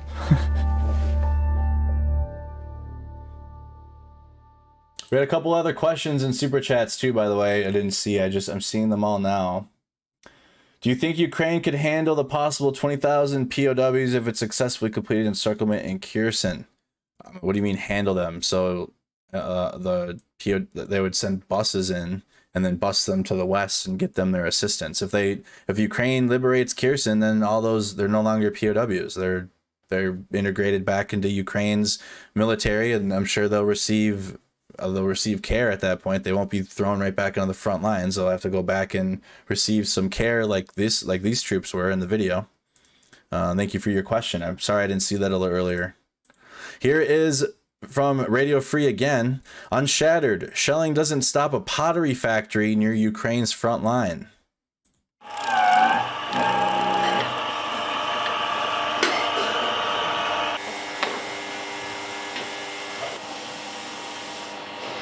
На це. Тобто тут можна знімати. І ще одна стіна зроблена. Ну, при такому об'ємі виробництва, як зараз, до весни мені вистачить. Так, тому що виробництво працює майже відсотків на 15-20. А весною?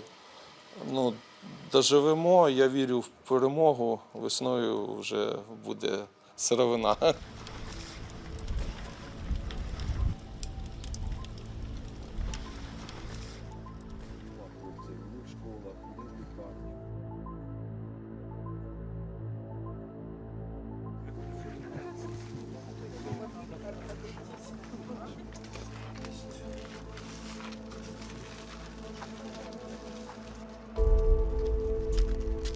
Для мене місто Слов'янськ – це саме моя батьківщина, це українське місто. Українське місто з давніми своїми традиціями. Це було місто крепость. Я розумів, що я не зможу виїхати з міста. Я не бачив себе не в межах свого міста. Ті працівники, які прийняли рішення не виїжджати з міста, я цього рішення не схвалюю, але ті, хто залишився, я надаю їм робочі місця. Так, вони працюють, отримують зарплату.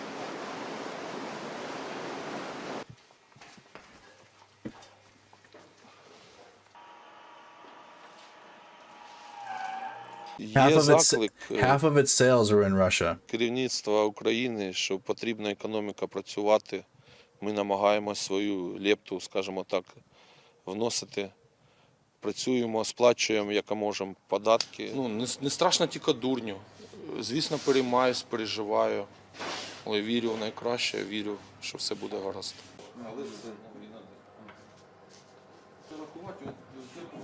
This is in Sloviansk.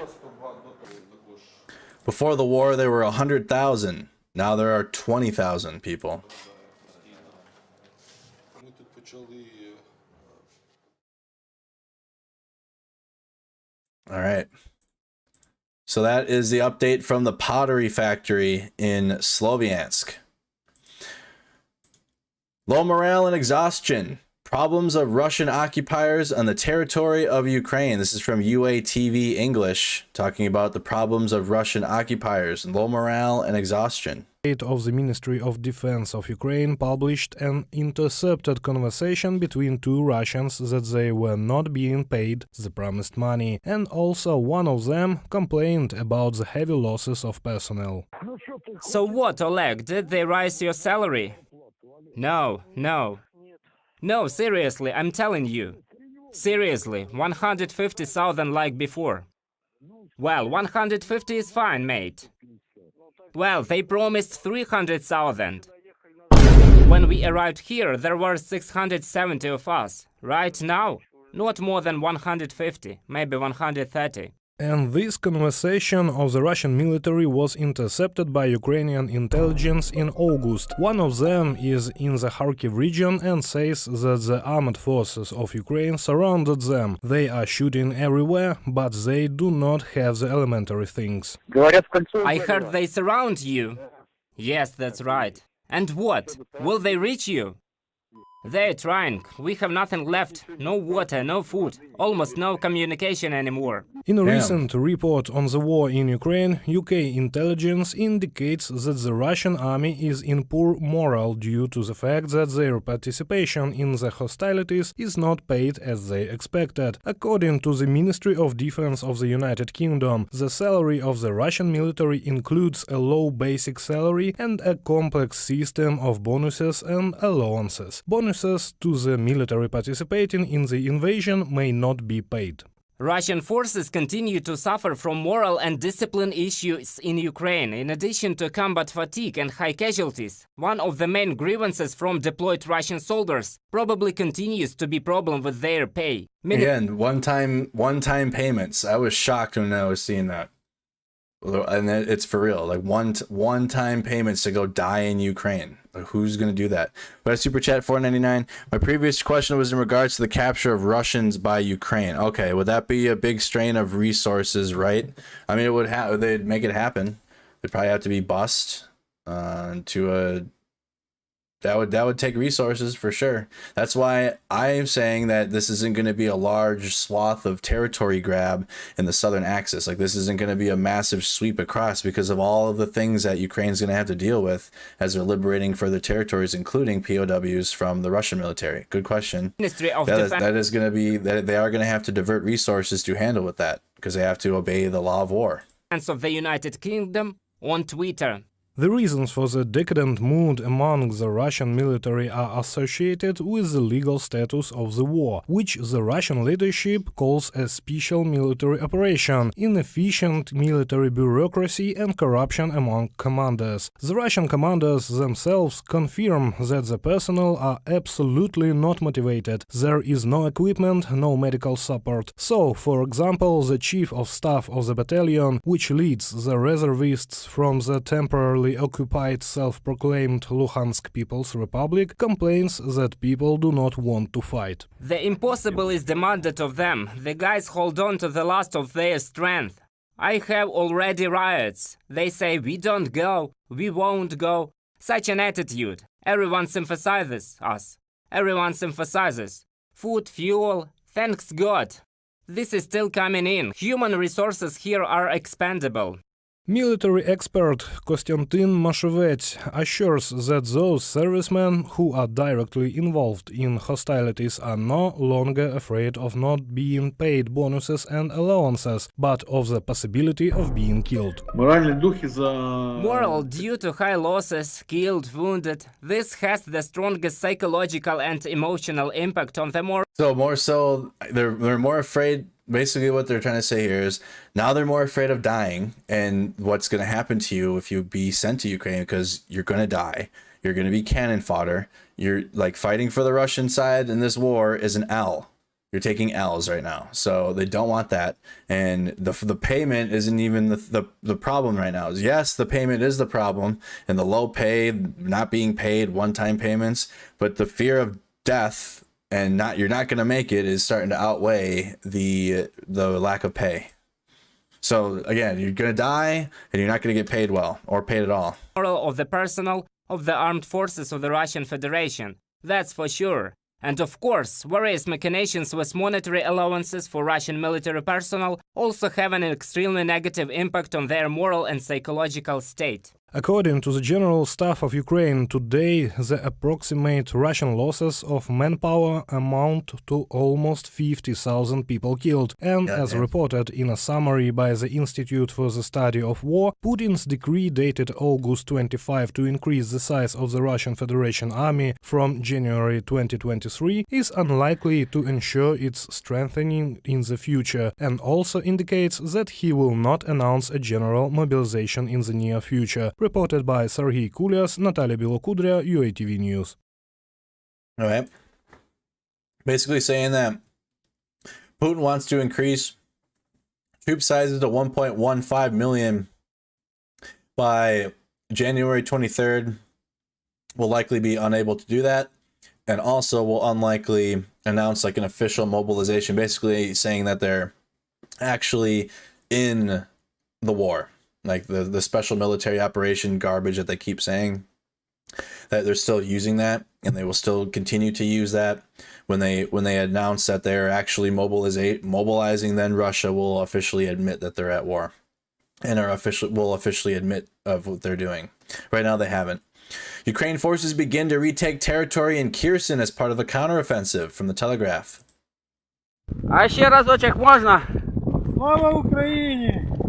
Да, героям слава! Ukrainian flags in the chat. Да, і вам дякую. With the Ukrainian soldiers liberating territory in the south, being welcomed. Такая у нас поход. Коля, сокер. Парни. Високополье свободно. Да. 4 вересня.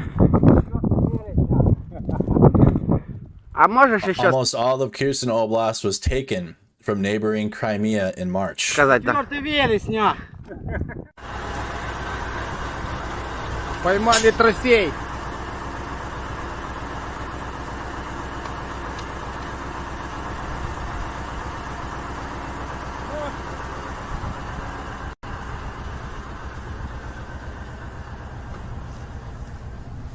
Footage online shows soldiers leaving the Ukrainian flag on. That's a Russian BMP. Abandoned Russian tanks and buildings.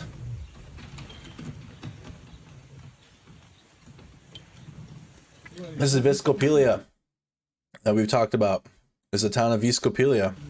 Oh, with a big $10 super chat from Eli La City. Thank you so much, Eli.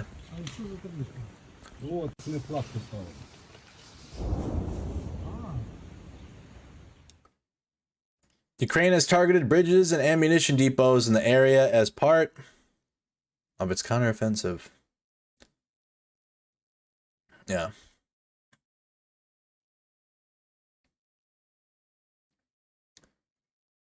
Footage of a tank being destroyed.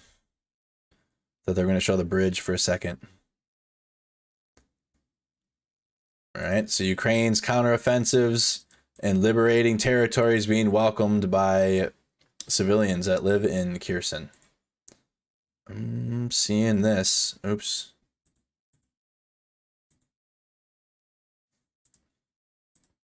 Oh dear.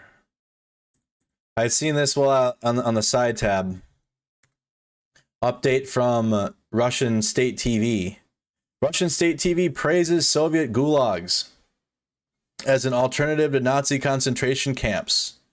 So the gulag jokes that Russian bots or Russian trolls are getting salty. They were getting in their feelings because I was saying that if you aren't a useful idiot for the Kremlin, you're going to be sent to the gulag, and they thought I was being dumb or something with that.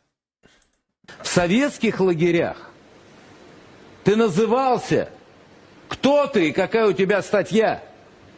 Ты был индивидуален. В немецких концлагерях у тебя не было личности. Советский лагерь. Bruh. They're really comparing Soviet gulags to in this type of a light, not in the sense of how bad they were, not in the sense of how the Nazi concentration camps. There isn't even enough words for how that. I mean, that's just the worst atrocious acts amongst human beings that have been committed in history.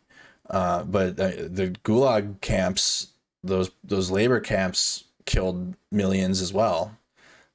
And the fact that they're trying to promote the gulags as like this individualism, as like this bastion of individualism, is just, dude, this is where they're at. В советских лагерях ты назывался, кто ты и какая у тебя статья. Ты был индивидуален. В немецких концлагерях у тебя не было личности. Jeez, dude. Советский лагерь ставил задачу перевоспитать. Как бы ни понимали, немецкий концлагерь, европейский концлагерь ставил задачу уничтожить тебя сначала как личность, а потом разобрать на составляющие.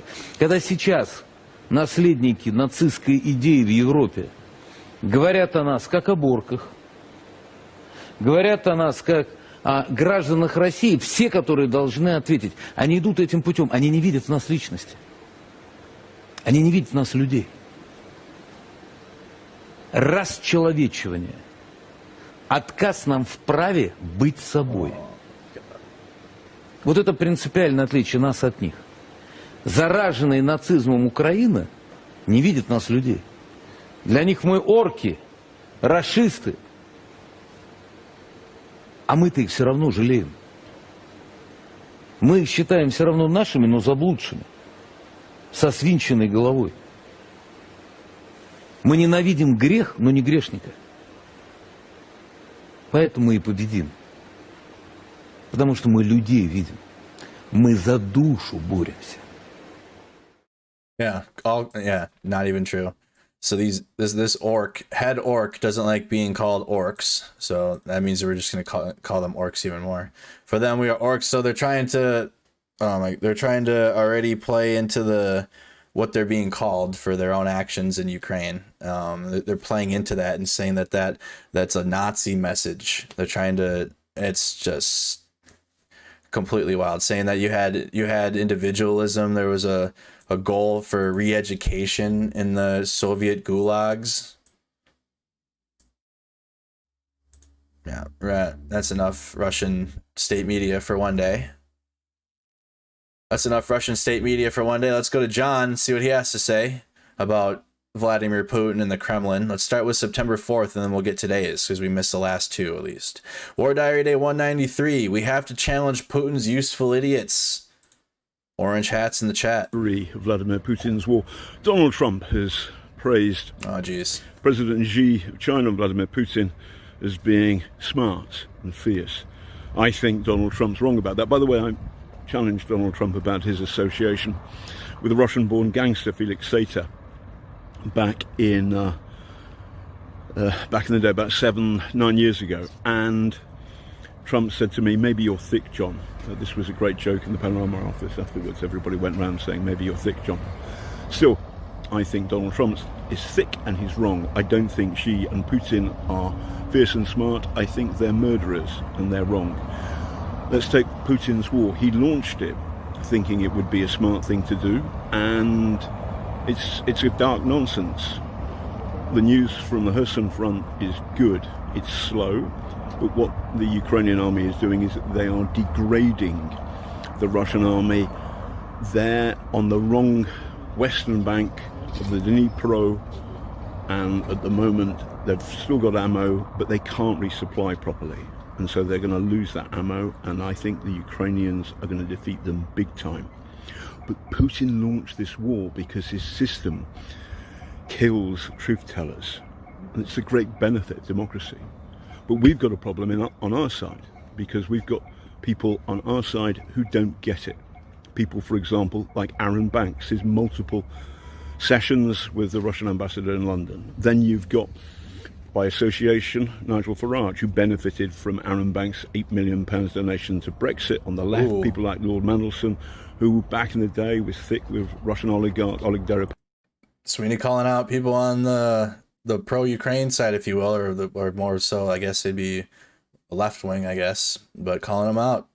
Thick with Love it. Russian oligarch Oleg Deripaska, and now the deputy leader of the railwayman union, Eddie Dempsey, who's 2016 was talking about how Ukraine was fascist. It's nonsense. We've got to stand up for democracy. We've got to believe in it. Love from Kyiv. And it's starting to happen.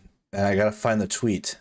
And it just reminded me now that he brought that up. And he's talking about some people in the UK that are starting to go along with the Russian narrative. You got the Libertarian Party from New Hampshire that posted Day 193, which we'll pull up after this. That posted a picture of Zelensky. I'll just pull it up in a second. It's not getting. It's when political season comes around the United States, aid to Ukraine will be a part of the running conversation. It'll be a part of what the candidates are running on. It's going to get messy.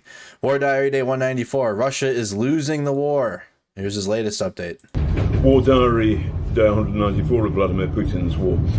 I'm going back to Blighty for a couple of weeks. I'll be back in Ukraine in late September. But here's some thoughts on how I think the war is. So he's going to be gone now. So we'll be without John updates for a bit. He'll be back in late September. Don't forget that.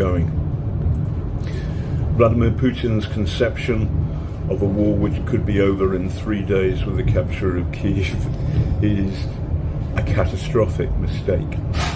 In Kherson, I think the Ukrainians have created a trap for the Russian army, which they've fallen into, hook, line and sinker. What the Ukrainians have done is announce and promote the idea they were going to do a counter-offensive, and the Russian army rushed reinforcements, troops and tanks across the river Dnipro.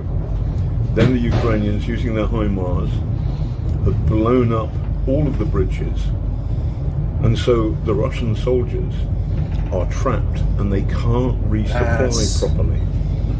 And that means that although progress is very slow, the Ukrainians are doing it brilliantly. What they're doing is waiting until the Russians run out of ammo. All the time they're going to be sort of poking at them, and the Russians will go bang, bang, bang, bang, bang, bang, bang, and then there's a point at which they can't do it that anymore. Stop, because they've run out of ammo. Now, that could be a month, it could be 2 months. Wow. But it's going to happen, sure. So what is... Eggs is eggs. So I believe that Vladimir Putin has made a catastrophic mistake in terms of the big war, and also in rushing people to Kherson. he's made a second catastrophic mistake. In the east, the terrain and the war favors the Russians. Rotormax, $10 super chat, thank you. What the Ukrainians are doing is they're going backwards extremely slowly. But I know because I saw my pal Vladimchenko and his boys in Bakhmut, their morale is sky high. Vladimir Putin is going to lose. Love from a train somewhere in the middle of Ukraine. I didn't even, it just hit me now. Like that part, what he just said there, just hit me now. And I gotta, damn it. Did I close out on my, okay, hold on.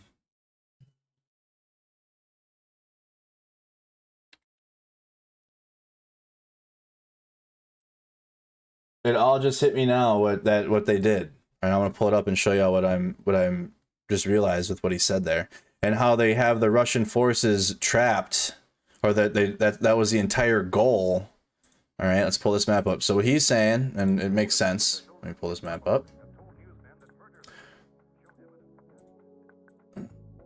Nope, that's not it. There it is. So going over to the south, you got the Dnipro River here, just south of Kherson. It extends all the way over north of Novokhovka, right? So we've done this already on the map update. So when the Ukrainians announced their counteroffensive and when they started hitting targets in Crimea and started when they first hit the Antonivsky Bridge, Russia sent a lot of their troops from the east, from the eastern fronts, which is why we're seeing Ukrainian successes with their counteroffensives there. The Russians sent their troops over to assist in the defense of what was happening because Ukraine had made it known, they had reported it. And Russia, let me circle a couple things here. Here's Kherson. Here's Novokhovka. All right, and then let's do the river in purple. No, that's not purple.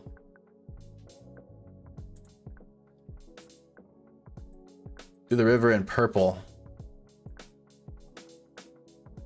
Make it a little different, all right? And then I'll do Ukrainian. I should have did this in the map update, but whatever. Who cares?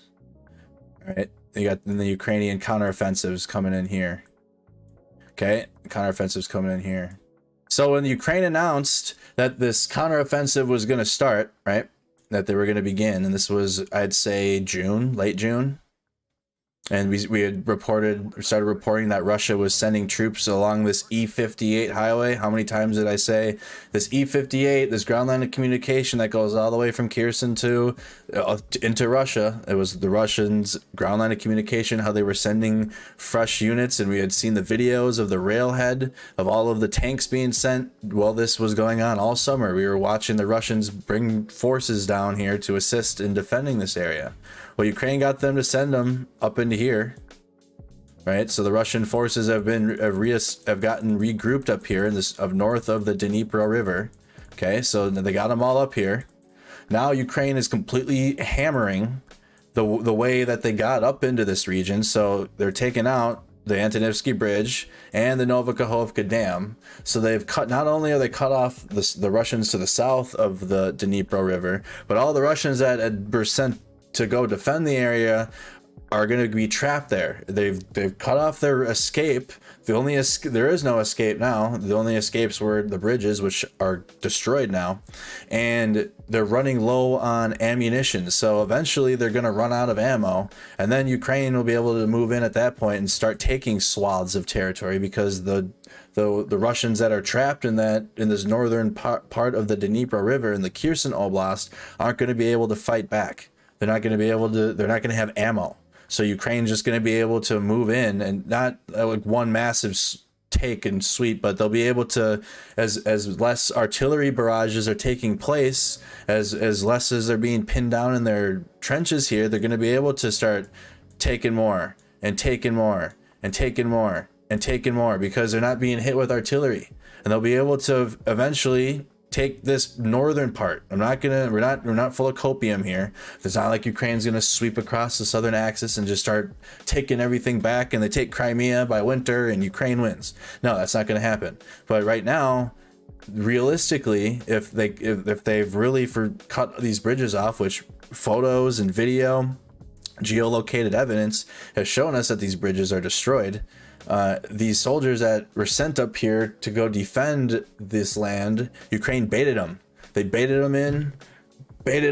Now they're there. Now they hammered the bridges. They took the bridges out. They're taking out all the ammunition depots, all the targets that will allow them to even resupply the zone. And now the Russian troops that are up in north of the Dnipro are going to be trapped up there with no escape, because the way out has been shelled completely. And any pontoon bridges that get built, I mean, we can see those on the 4K drone footage and everything.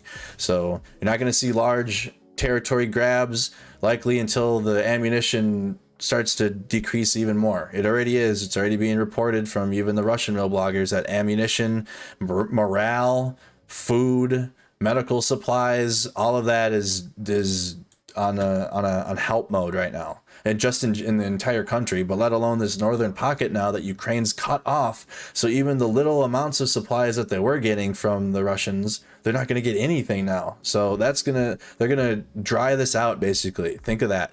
Think of like when you dry something out. They're gonna dry these Russians out of all of their ammo, all of their equipment. They're gonna have nothing. And then they're going to start taking territory and start moving in and start grabbing villages, because the Russians that are up there aren't going to have anything to fight back with. Their ammunition will be gone. They won't have anything for energy, no morale at all. They don't have that anyways, but they won't have any. And that we'll see this into Ukrainian territory. And that's how we see the Ukrainians take back the city of Kherson. John just enlightened me on that whole plan there. It didn't hit me until right there. Like, what? All right. I was wondering, because the Ukrainians had been letting all of us know that, hey, a counteroffensive is coming.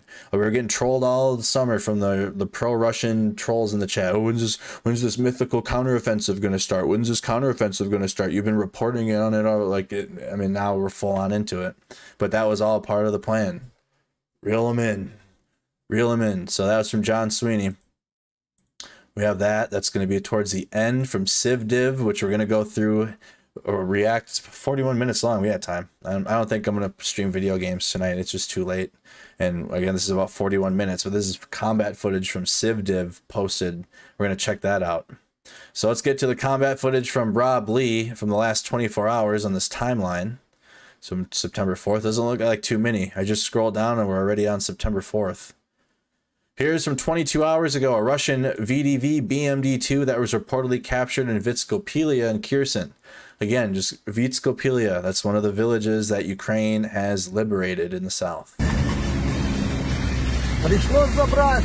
Наш трофей забрали БМД-2. Кстати, друга уже. Героям сала, хохлам залуп. Ой, вибачаю. Слава ЗСУ. Слава ЗСУ, українцям сала, а кацапам хуя. Very smart tactic, if that's like, oh wow.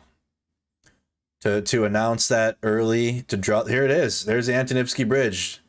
That is inoperable. The complete, just, as I was saying, this is down in the Kherson, Novakahov, or down in the Antonivsky Bridge. Pull it up. Pull it up. Let me get all this crap off the screen. So that is going to be this green circle, this green X right here. Let me pull it up. Let me pull it up on the GPS quick. Antonivsky Bridge destroyed. The Novakahovka Dam doesn't look any different. There's a whole piece missing to that one now. All right, here we go. We're on here now. GPS. Here's Kherson and the Antonivsky Bridge. There's only a few crossings to get across this river, right? You got the Antonivsky Bridge here because nothing's over here. Was this a tributary? I sucked at paying attention, or something. It's just an outlet. There's no way to cross here. It just goes in and goes into the rest of the Gulf, if you will. The only other crossing, again, you got Antonivsky. You got this little railway bridge here, but you can't. Again, that's railway. You can't get anything across unless you have a train. And then you keep going on the river. Keep going. No, that's nowhere to cross. Nowhere to cross. Nowhere to cross. Nowhere to cross. Oh, there it is. This is the Kakhovka hydroelectric plant, which is also being shelled. That's about it. Those are the three crossings. You have Antonivsky Bridge, the Nova Kakhovka hydroelectric plant, and then this rail bridge here, which hasn't even been a factor at all. I don't even know if it's operable. It hasn't even been mentioned at all.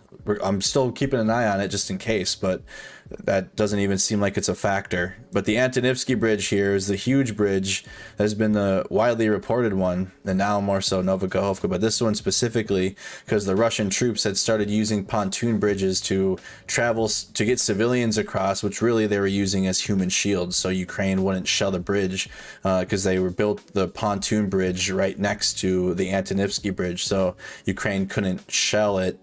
They would have killed civilians doing so. But that is the Antonivsky Bridge.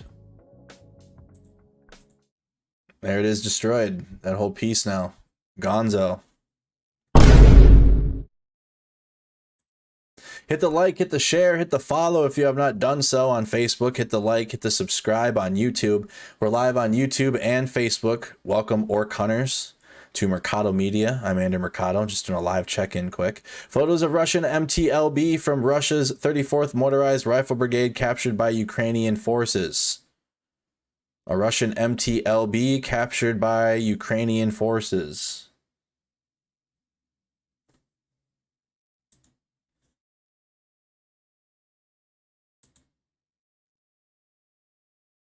Got a log in there too. Here's video from Ukrainian Marines using tanks and Kiripi MRAPs during their offensive in Kherson Oblast. We had a $5 super chat from Garrett.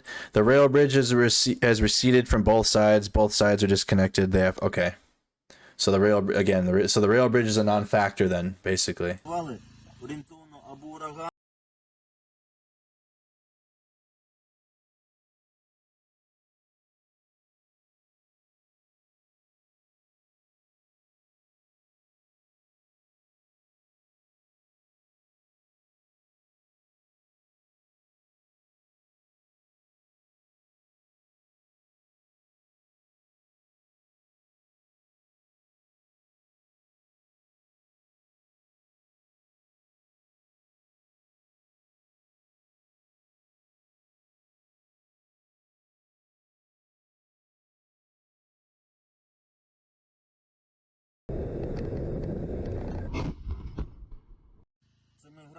Nope.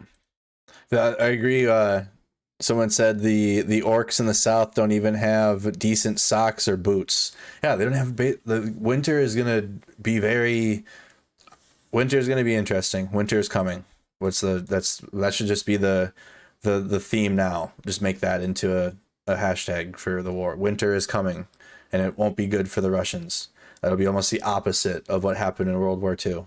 Footage of 2 Russian T-90M tanks in Belgorod Oblast. Interestingly, the first lacks the tower and has some other differences. Maybe an early T-90M model? 2 Russian T-90s? Okay, wow, that was screeching. Sorry.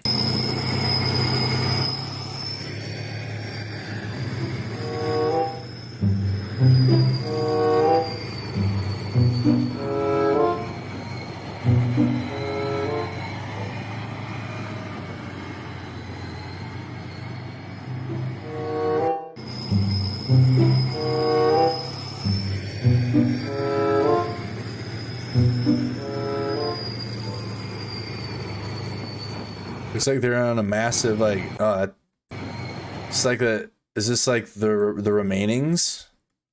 There's pieces hanging off of these vehicles.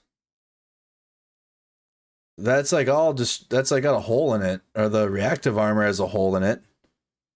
Mangled ass shit in the back. Look at the pieces are hanging off on the side. Is this the backup? Like the moderately destroyed vehicles. That, look at this track over here is completely off. This is like a graveyard. This is a vehicle graveyard. I don't know, what are they advertising this to be? Oh, just footage?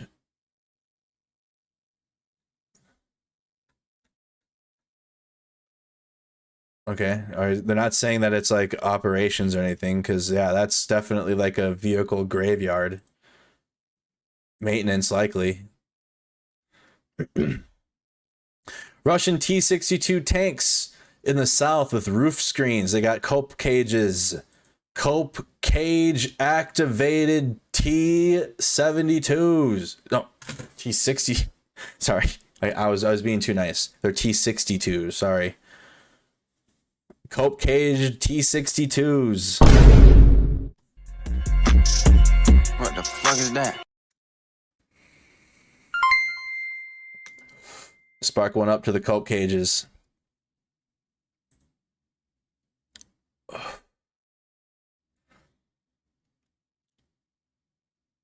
T-62 copes. 100 stars from MJ. Thank you so much. God dang. Looks like this one has some flaps. Oh no, that's just a log. I thought that had like a flap on the side. You could have like a tarp come down.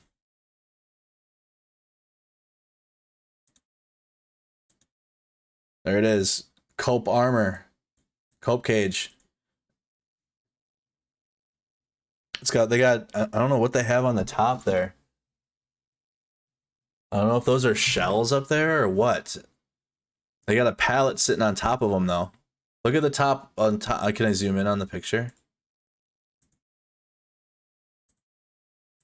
I can't zoom. Nope. Oops. Put that away. I want to zoom in. That would be wild if they had ammunition on the top.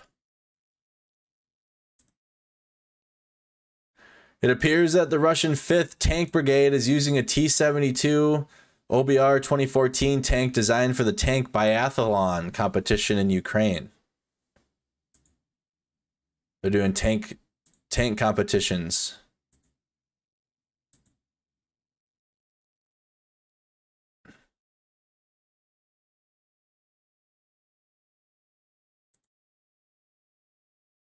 Video of that tank, video of the tank in operation from the photos. Okay, so we have a video too.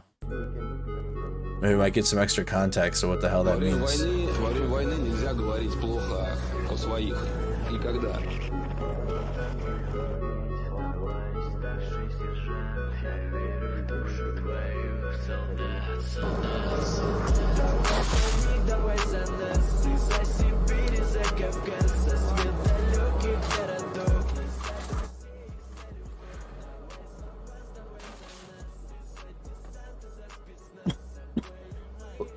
Black and white computer screen. Unless it's just, though, actually it might be white hot. No, it's just white hot, but it's still terrible.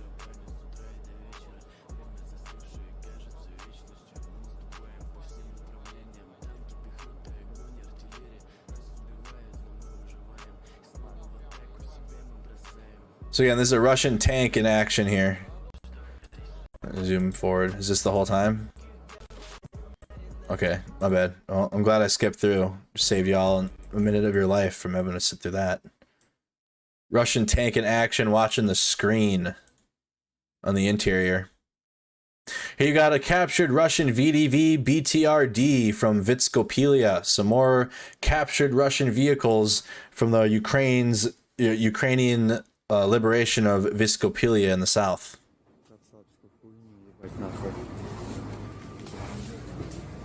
Намутили, блядь.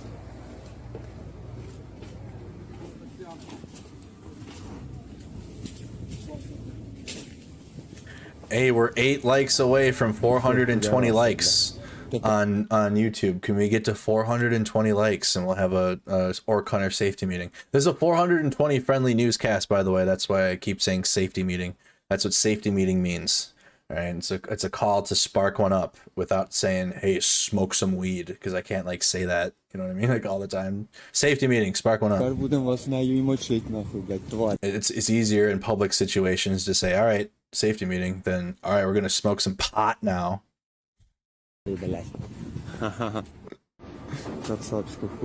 So destroyed, looks like destroyed too.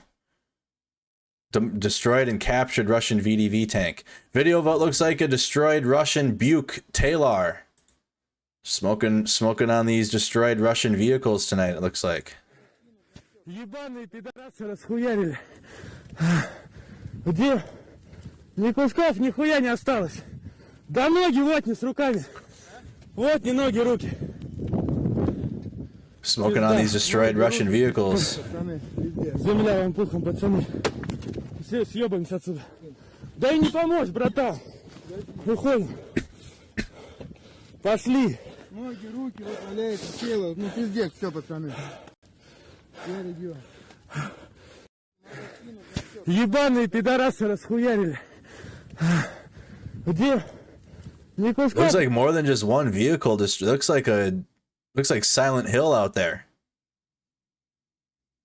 Oh man, when we get the videos, we probably won't get the Kherson videos until the beginning of wintertime, which we'll go through Civ Div's video here soon. We're seeing some of like the early invasion videos and whatnot coming out. But these videos, this is what's going on in the counteroffensives.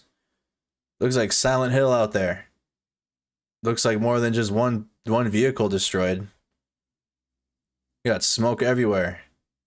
This is the city of Vitskopelia, along the Ukrainian line of counteroffensives and liberating villages in the south, north of Kherson.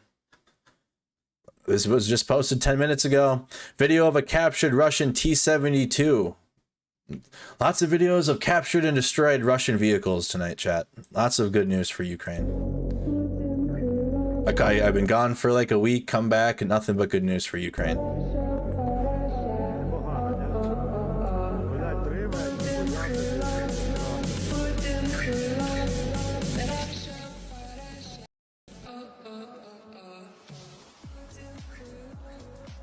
Captured vehicles, destroyed Russian vehicles, liberated villages. Counteroffensive in the south is having success. It's not a counteroffensive in which large swaths of territory will be taken, but what they're accomplishing right now with what they're with the tactics that they're using with their counteroffensive, drawing the Russians in, cutting them off, choking them off, drying them out, however you want to put it, that's going to go down in history.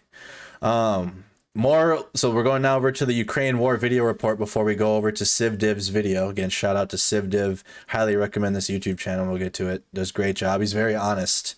I've watched his videos. His channel's grown now, which is lit, but he's very honest in his videos and he speaks from the heart.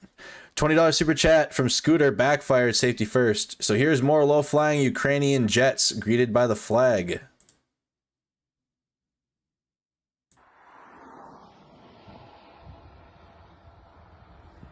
Low-flying Ukrainian jets greeted by Ukrainian flag.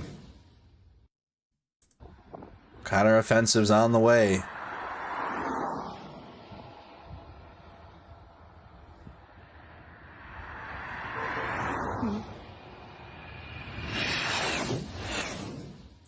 Help is on the way. Vitskopelia, Kherson region. People joyfully meet the Ukrainian military. So this is what we saw from the Telegraph's report a little earlier, but here's it without all their crap all over it, just unedited. А ще разочек можна? Слава Україні! Да, героям слава! Да, і вам дякую. Така у нас поход. Коля, Парни. Високополье свободно. Да. 4 вересня. А можешь еще сказать? 4 вересня. By long walks. He was limping there at the end. Probably very long walks along that highway. The T-2207. Highway Zaporizhzhia Dnieper. 2 low-flying Su-25s. Oh, here's another angle of that same thing that we just watched. On the Dnieper River.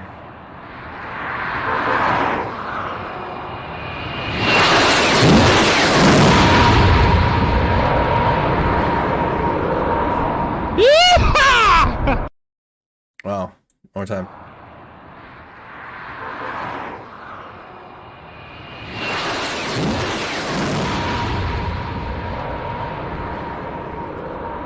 Jets flying overhead. Ukrainian helicopters in action. A view from the cabin. Damn it. It's such a good song, though. Damn it. Why do you have to put the just put crap music to these so that way I automatically will want to mute them.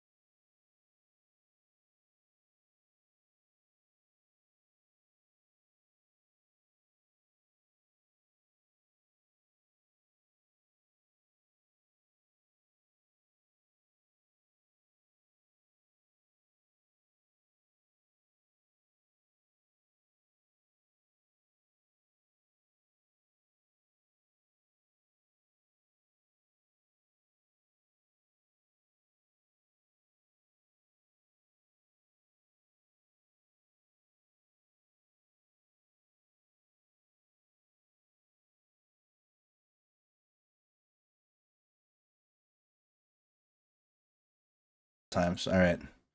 I had to do it a couple times. If it gets taken down, it is what it is. Ukrainian position in Donbass littered with the MLRS thermite. Ukrainian position in Donbass littered with multiple launch rocket system thermite. You got the incendiary rounds, the forbidden sparklers. It looks from the sky. It looks pretty. It looks like a bunch of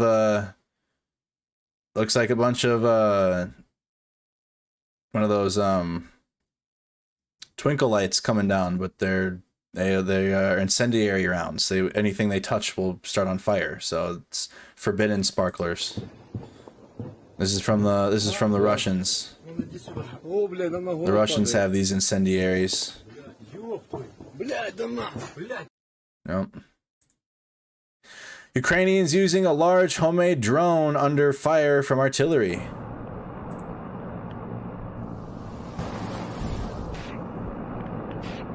Wow, look at how many propellers this thing has. I would have hit my head on that. I wouldn't have trusted myself to crawl underneath that. I would have hit my head on that. That drone is huge.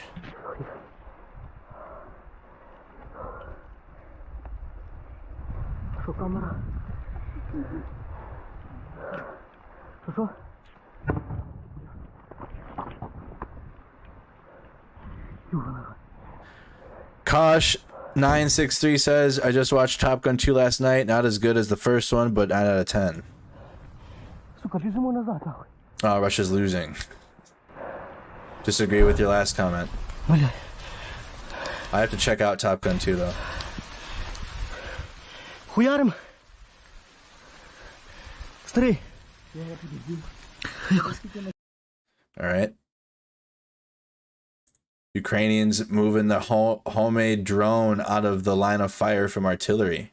Ukrainian Special Forces soldier doesn't let heavy Russian shelling interrupt his lunch.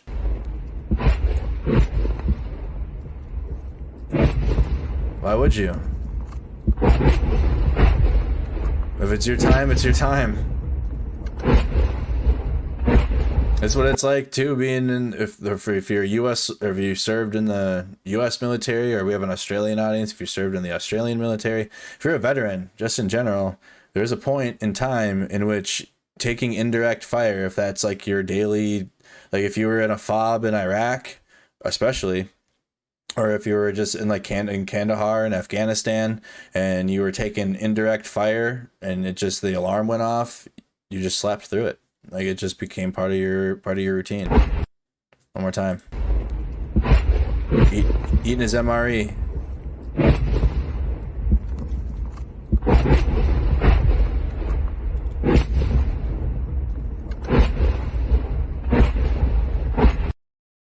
All right.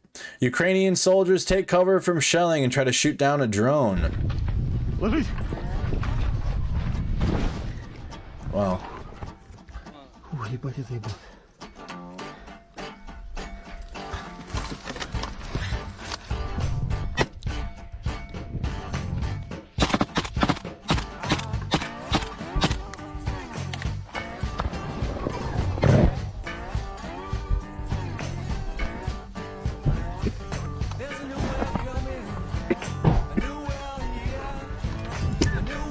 There it is.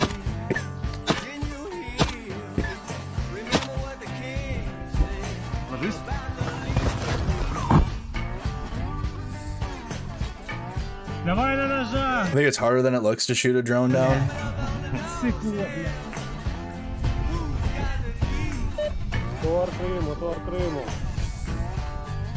Trying to shoot drones out of the sky. That's where we're in the future.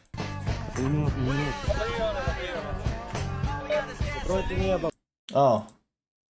Yep. Facebook got blocked. That's fun.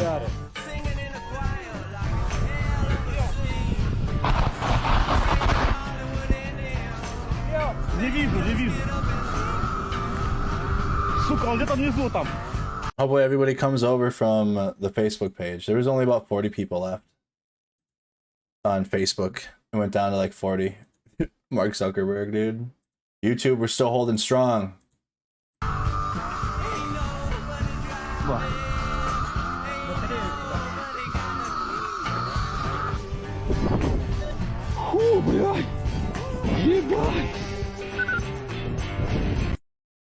All right, so that is Ukrainians taking cover from shelling and try to shoot down a drone.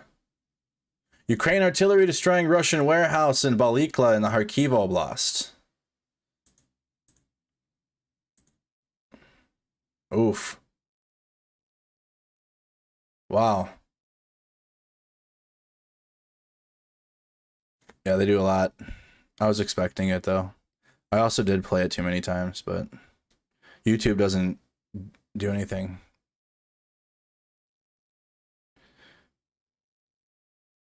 I'm gonna have to unblock that video though for everyone. Look at that strike there. Ukraine artillery destroying Russian warehouse in Balikla in Kharkiv. Oof.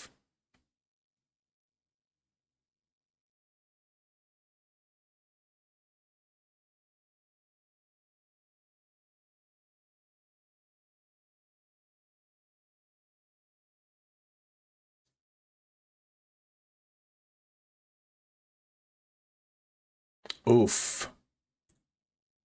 Here you got a reconnaissance group of the SOF of Ukraine destroys a Russian BTR-80.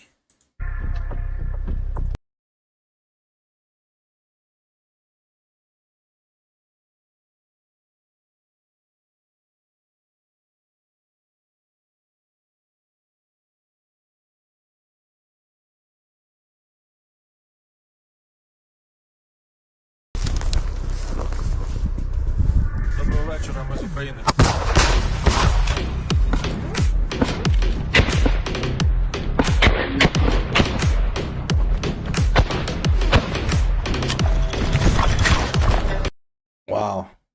Was there more to that? Russian BTR-80 destroyed. One more time. Telegram, Warlife. Okay. Warlife 18 plus. Gotta join that. Gotta join that Telegram channel. Also join the Mercado Media Telegram channel, everybody in the chat. Join the Mercado Media Telegram channel.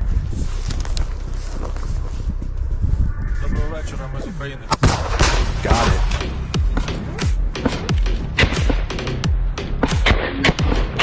Full send. Got it. BTR-80 destroyed. In Ukraine, the drone snipers take out the occupiers in Izium. Що роблять воїни? Та що будете робити? Що будете робити?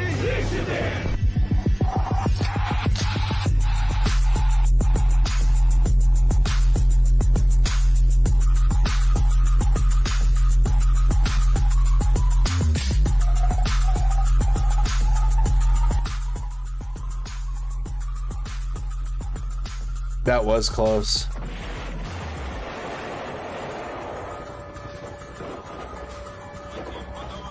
Буде сьогодні новий день. І це наш день. Увесь світ чекає від нас одного. Перемоги.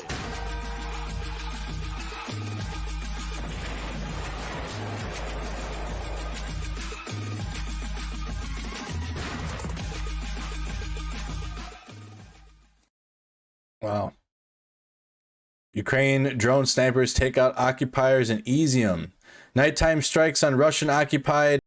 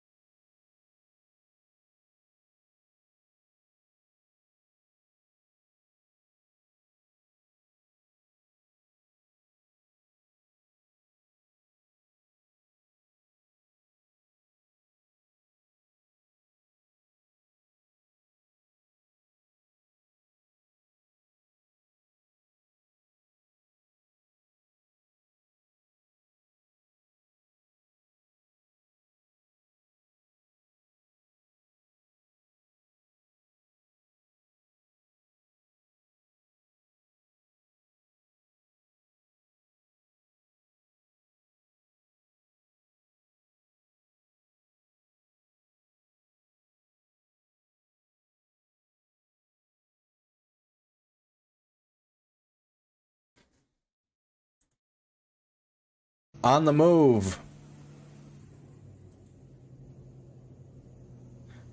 Ukrainian counteroffensives moving. Ukrainian soldiers moving. The flag on there. Trophies for the AFU of the day. Доброго вечора, ми з України.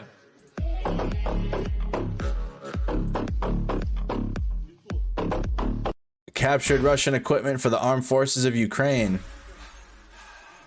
Доброго вечора, ми з України.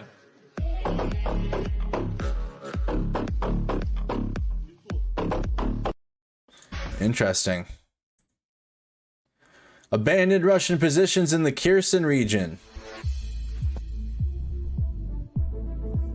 More abandoned Russian positions.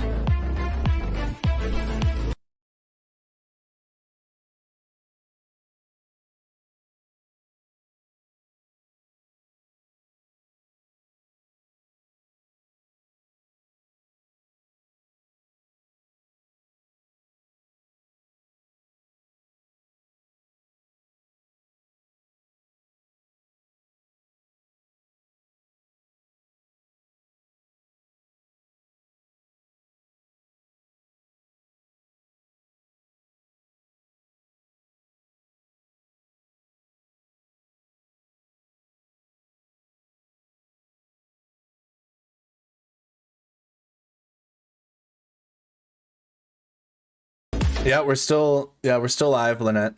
So that's an abandoned Russian position in Kherson.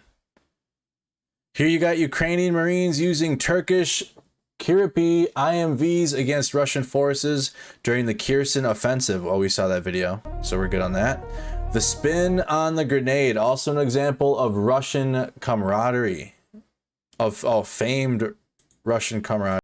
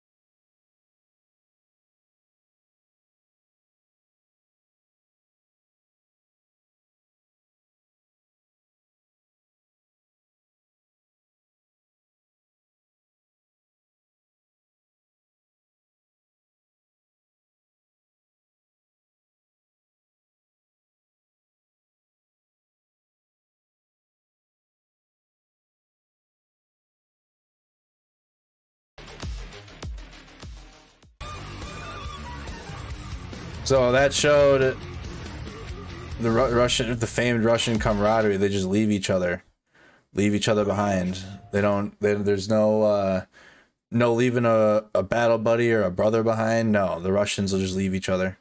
Today, the Chongar checkpoint looked like this. Judging by the destruction, our border guards fought.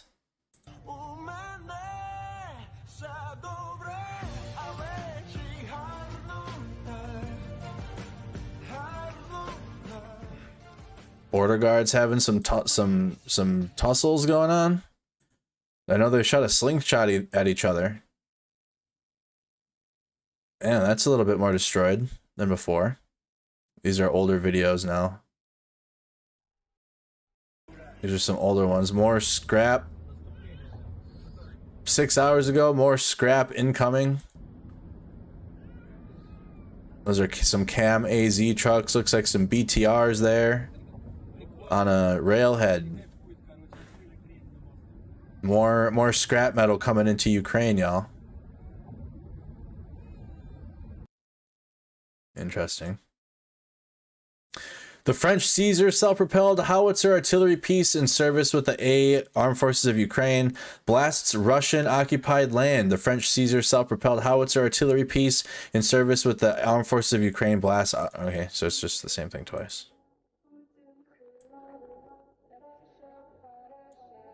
Oh, it's slowed down, edited video.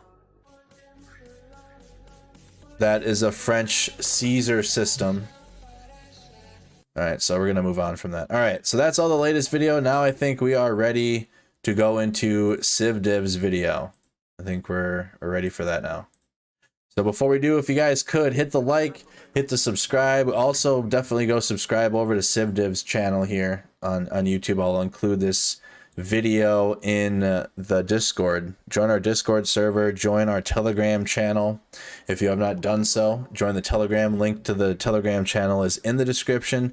It's easy for me to blast out updates to Telegram and like for personal information about Mercado Media, like, hey guys, my stream is having issues, or hey, you know, I'm going to be live at this time tonight. Like, more so than when I post to Facebook and Twitter, that's like the content, but I can actually talk with y'all and post more updates in the Telegram channel, so join that. But so now we're going to be reacting to Civ Div's video, complete GoPro of my first mission in Ukraine, Kherson and Mykolaiv. So his first mission, here's a full video we're going to be watching. He just posted it. It's full combat, full for best immersion in video can bring, turn the headphones near full volume. So it's going to be fully immersed, full immersion combat footage here that Civ Div just posted on the 4th. So hit the like, hit the subscribe, definitely go over and support Civ Div's channel. Here we go.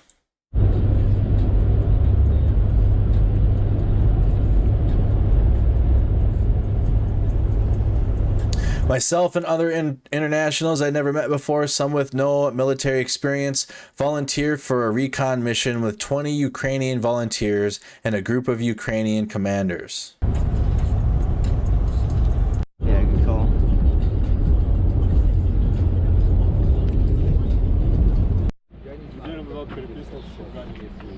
We link up and conduct the recon in the recently liberated town.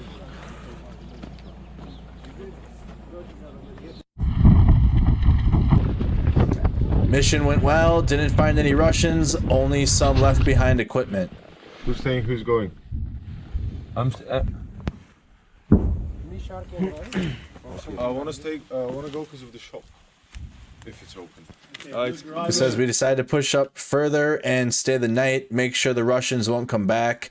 Our team decides to split. Half will drive back to pick up some sleeping bags, and the rest of us will stay and fortify a house. The shop is. I think the shop is closed. I think. I think the shop in the city. In the city is gonna be open. Okay, I stay with my guys. You can go. Man, it's getting closer.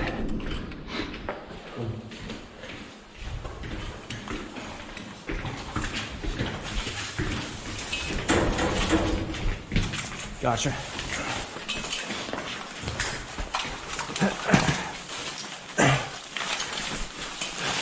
Good. This one.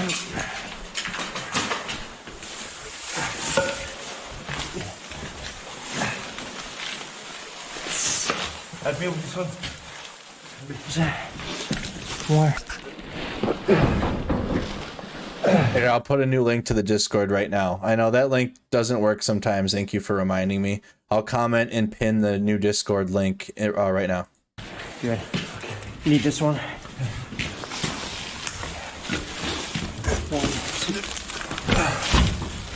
Good.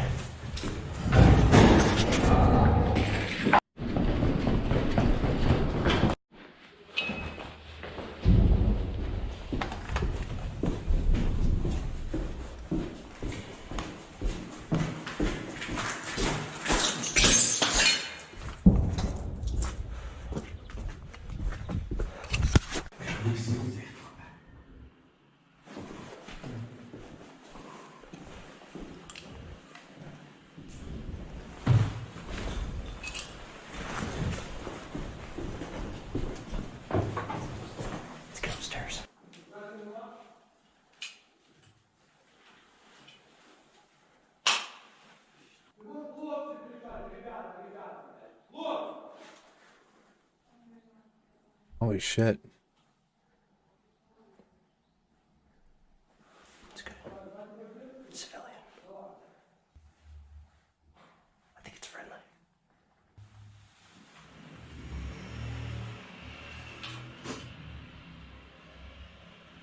Let's go.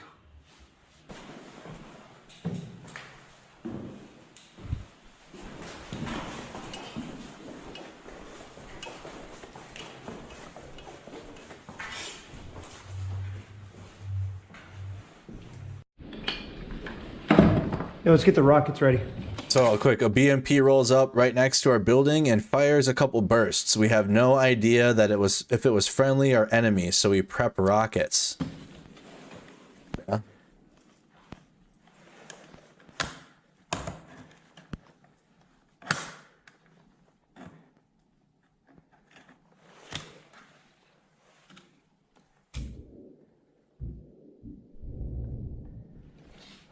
We had no idea how to prep or use this rocket as we had no training. It was an RPG-22 or a 26.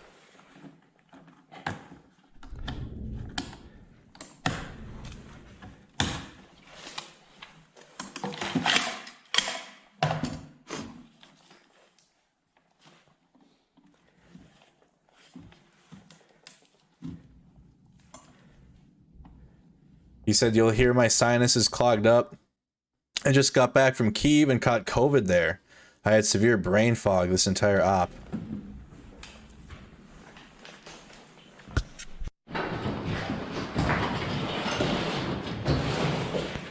Artillery came in close again, not captured by GoPros. We decided to move to a cellar 100 meters rear of us as we are obviously compromised.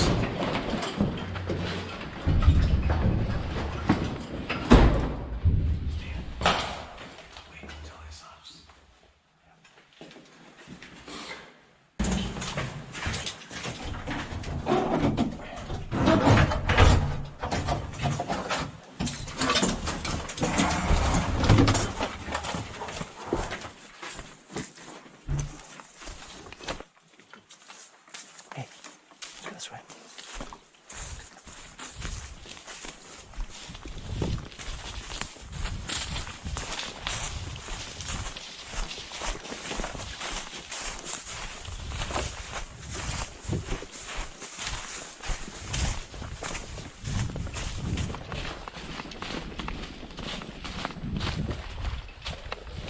Let's just keep moving, yeah? My bad, I got subtitles on now, I forgot.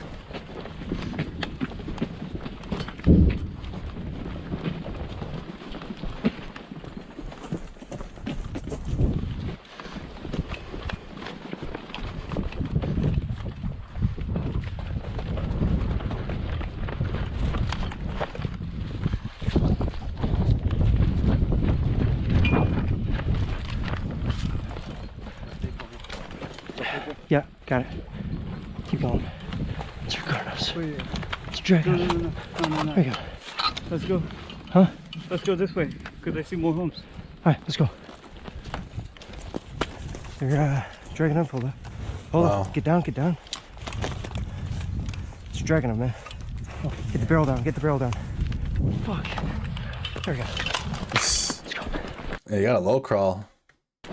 Before was in a suicide mission. This, right now. No, but that way. Go.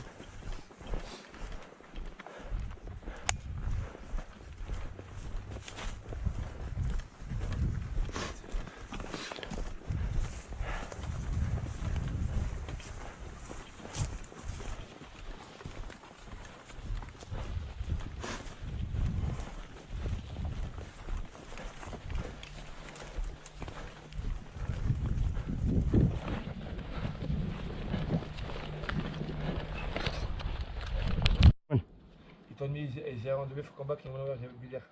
We need to add somewhere. We cannot go back. Half an hour? I know, 1 hour. You don't have Gerber or something?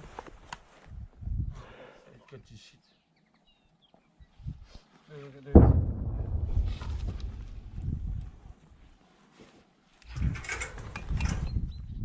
See if we can slide it out. Bro, it's coming out. It's coming out. Put out. Yeah, slide.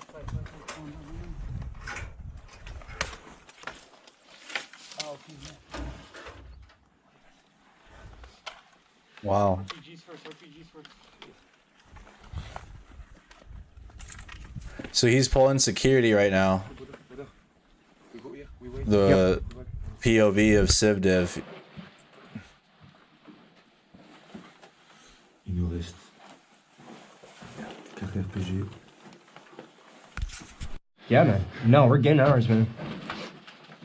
So let's fucking do that. Let's get out there.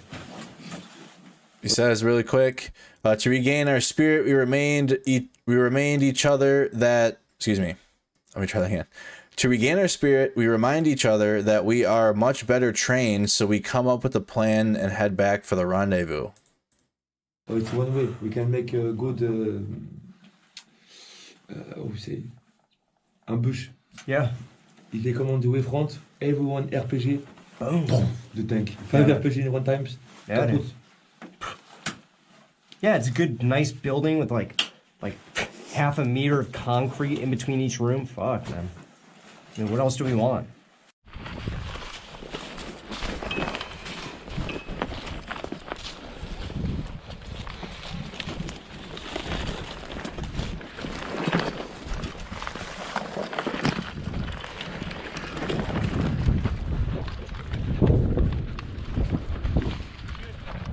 Yep.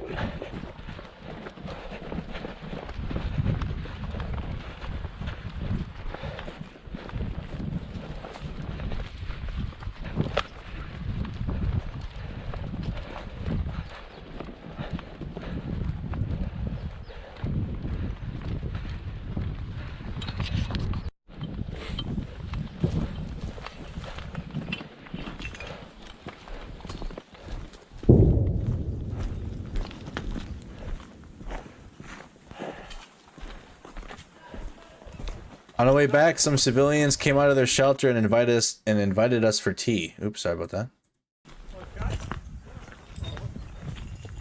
What's that?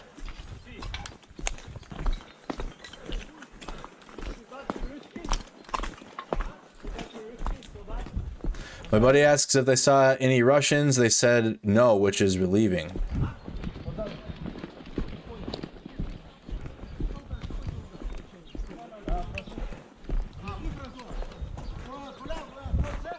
Just a day prior, this town was occupied by Russians. These are some of the civilians who asked us to do the recon.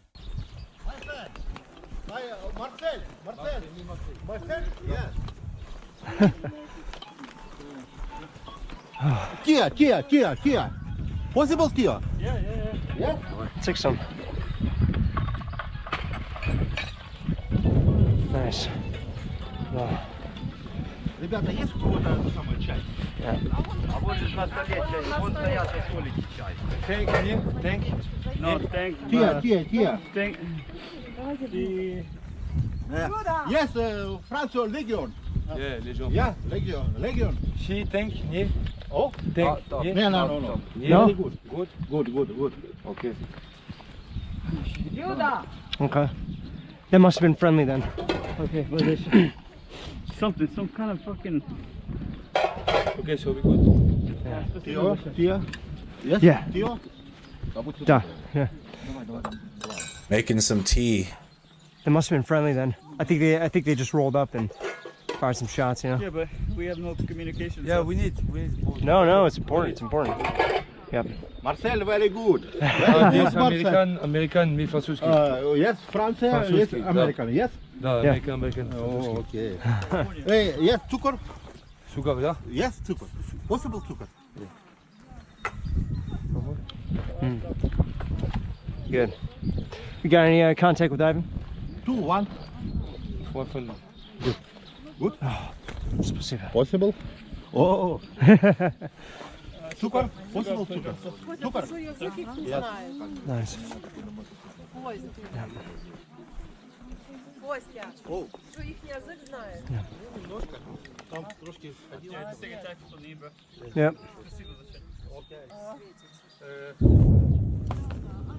You can hear the artillery in the background. We got to the back of the house, the artillery got somewhat close, and then the rest of our team came. Our team leader informed us that there is an assault happening and that we need to reinforce them.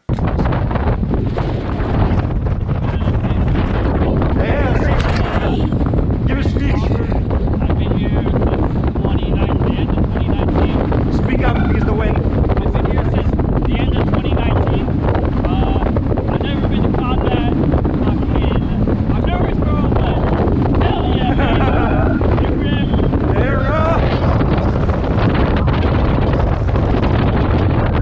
yeah, I know that. You have long hair, your face.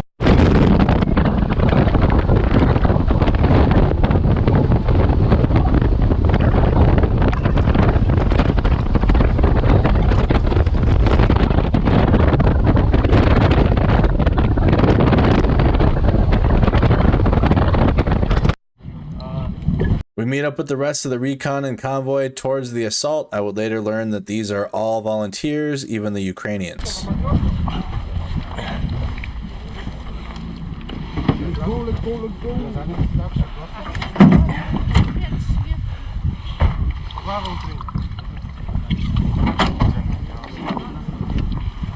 Let's go. Are you ready? Yeah. We need to go.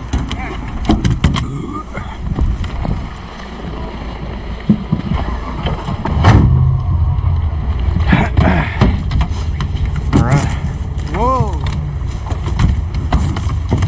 Friend, good. You get the RPG? You good to go? Yeah. Got it right here. So we can do these ones too, but don't prime them. Gotcha.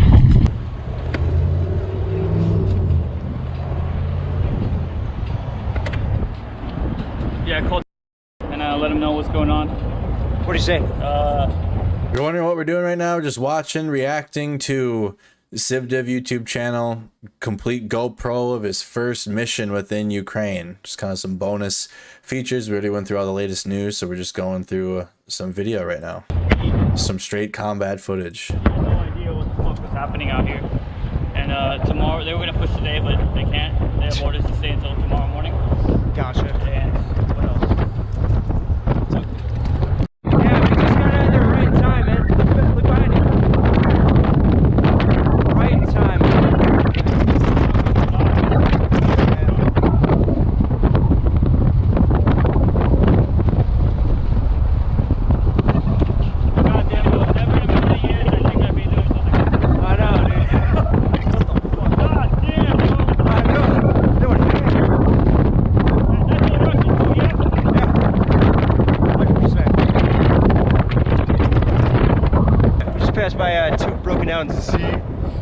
Z Russian armor. We passed by some Russian armor with Z marked on them. They pushed a little far.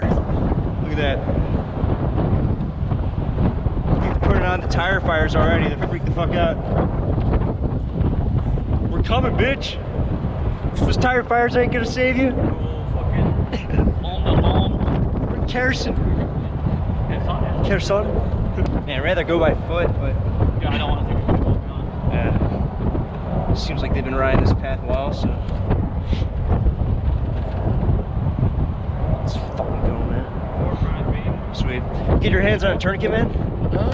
You got a tourniquet? You got a tourniquet or no? No. Okay. They don't have in the base. Gotcha. That's how we go. Gotcha. Okay. I have a Soviet one if you want. Soviet one, that one won't work. Soviet tourniquet. We call them big rubber bands. A big rubber band. Soviet tourniquet, big rubber band. Start recording. Yeah, man, let's dismount. Oh shit, they're Hey, taking get it the cover, further. right? Dismount. Go right. That is a direct tank fire. Nearly kills our team leader and the impacts within meters, but luckily there wasn't much splash. Hop out, hop out.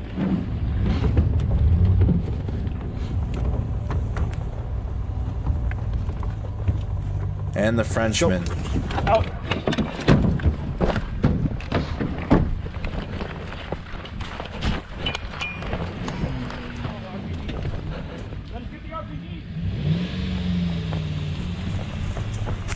Using the small business on the vehicle to transport them. You got one more. Hey, take this.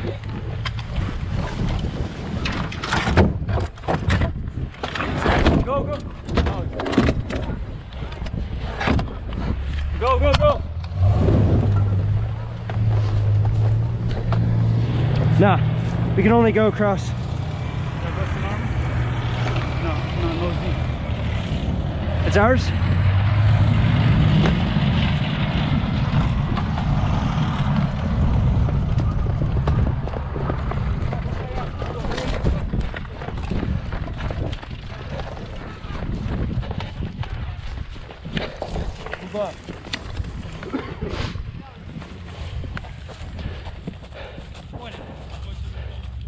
Вони спасли замітили, да, я бачу точку.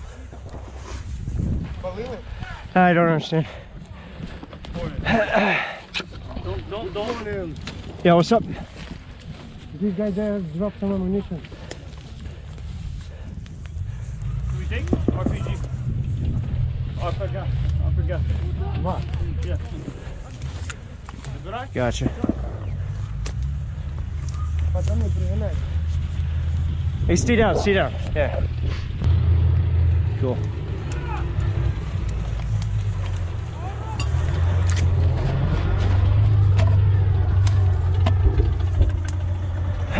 Is that a Russian tank?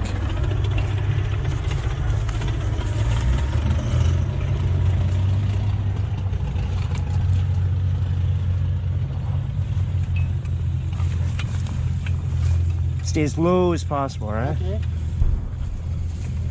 Hi. What's going on?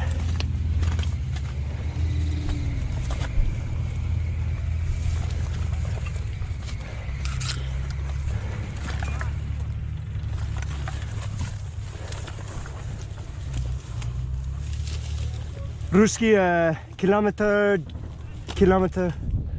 Come on. Tamam, Arabic for okay, another language slip up.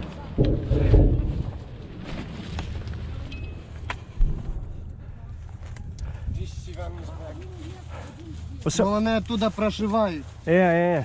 Stay down.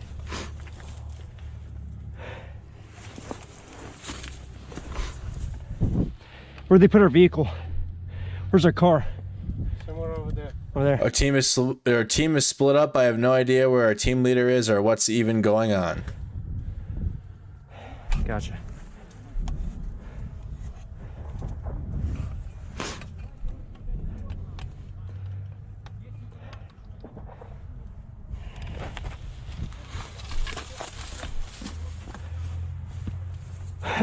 I'm not sure. No, it's ours. It's our hit. Yeah. We're good. No comms. What is he saying? To go under the bridge. Under the bridge?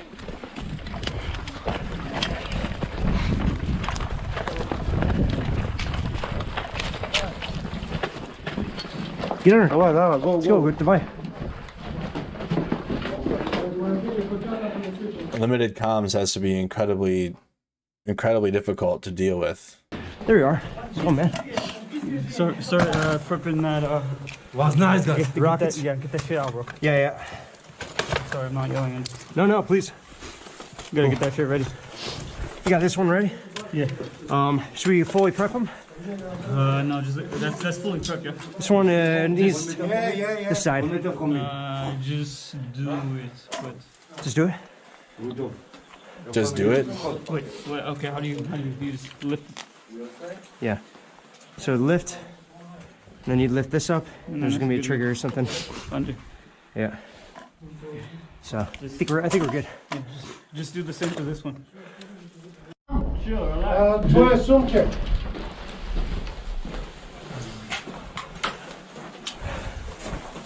Yeah, you good? And then this one. You good?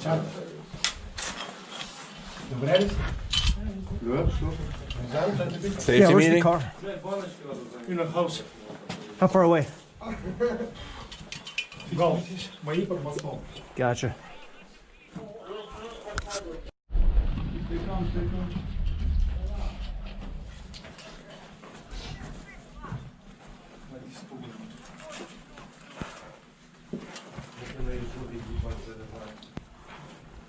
Взялись амуниции? Да. Ты как носишь? Не знаю. Yeah. А с меня ручки?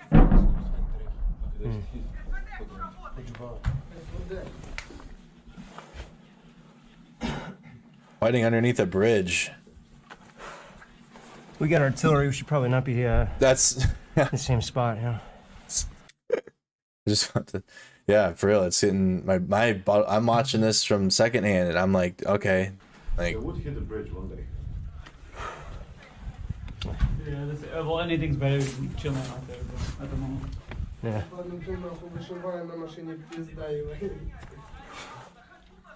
Should probably move though.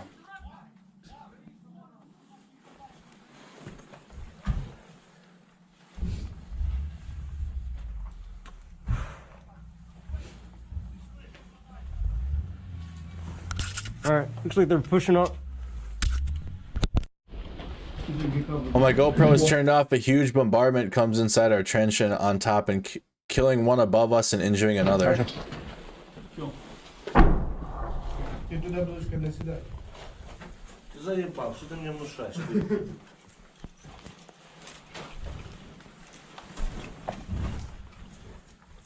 Че, сука, наша арта не работает по этой хуйне? Somebody take the rest of this. Выхода. While awaiting our team leader to return, I take the time to refuel my body. Well, take the dog. Take it. Take it.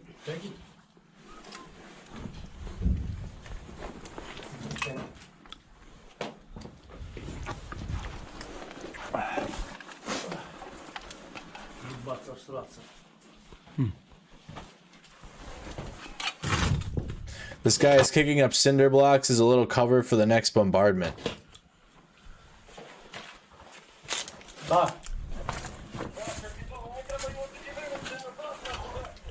Давай, чу, до нас сюди веди.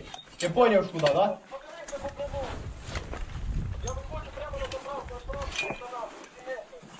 Через село їдь на крайній вулиці, звертаєш наліво і до нас сюди. Через село веди, просто здвинися туди на асфальт, блядь, на крайній вулиці.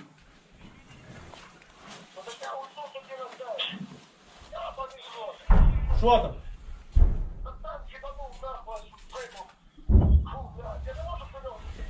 Я понял, по кому танчик работает? По танчику. Я понял, одійди пока от нього. Чув, направление скинь мені, куди він хуярить.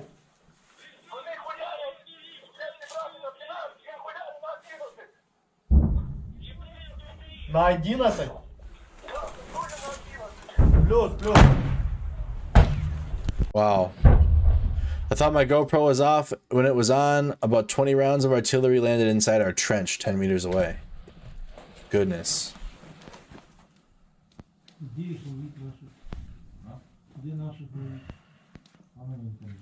Ось банка є, мужики?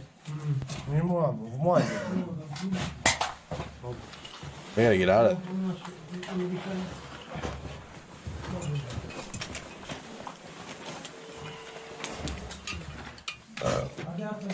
Ты позвони Одину.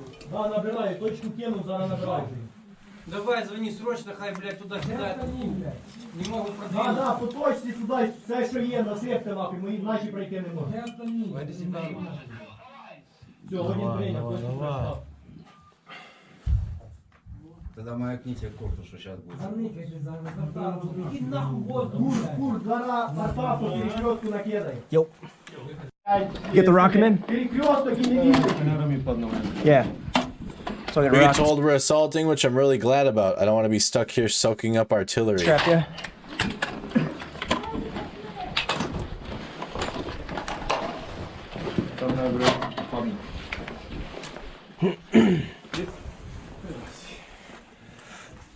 Yep. Lift it. It's okay? You got us? It is badaboom. No. Posting. This. Yes, but... And... І red кнопка. І бам. Еще дернуть же штуку яйцу надо назад. Я знаю. Instruction. And photo. Sweet. What do we do now? We push. We push. Братан, це пиздец не настроїть. Объясни, как настроить. Хто змудрівше був, чув? Сява? Сява.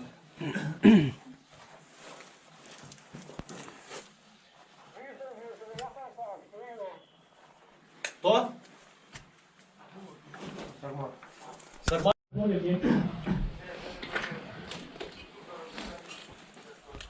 Chocolate and kill some missions. We вместе.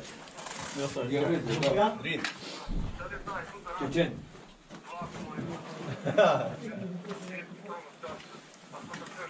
Тебе 2 300 тяжелых, не? Yes, I'm the one on spoke over there. Да. You see? That's still small. Я понял. Медичну першу надайте, зараз до ваших чоловік 5 попробуємо драйв, пишемо. Waiting for our team leader to come to us for the assault, we pushed into the trench 30 meters from the bridge. At this point, Grad started going overhead. Is that Grad? Yeah, their team leader is not good. That's overhead. Yeah. Going that way. Their team leader had him sitting around Train too long. artillery, we're in the middle. Fuck, man. I don't like this. What are we doing here, man? Yeah, it's yuck. It said Machina, bro, and they just said...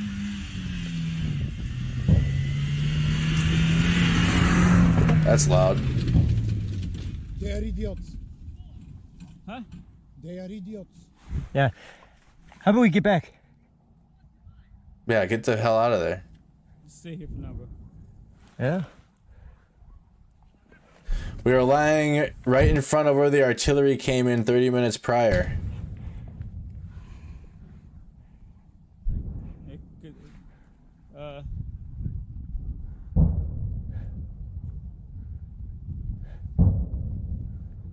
I don't know, man.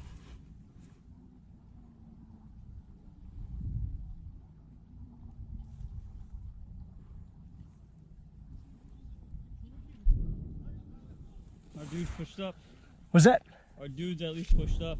Some guys pushed up? Yeah, I saw like 3 or 4 go. All right. And I know there's one still. One's still chilling up there. Because we are crazy. Yeah, Yeah, a little bit. Bro. So it's one time in Raqqa. Yeah, they're like this in Iraq. They're taking fucking arty and tanks. Yeah, they fucking fight some guys in pajamas, bro, with AKs. Yeah, man.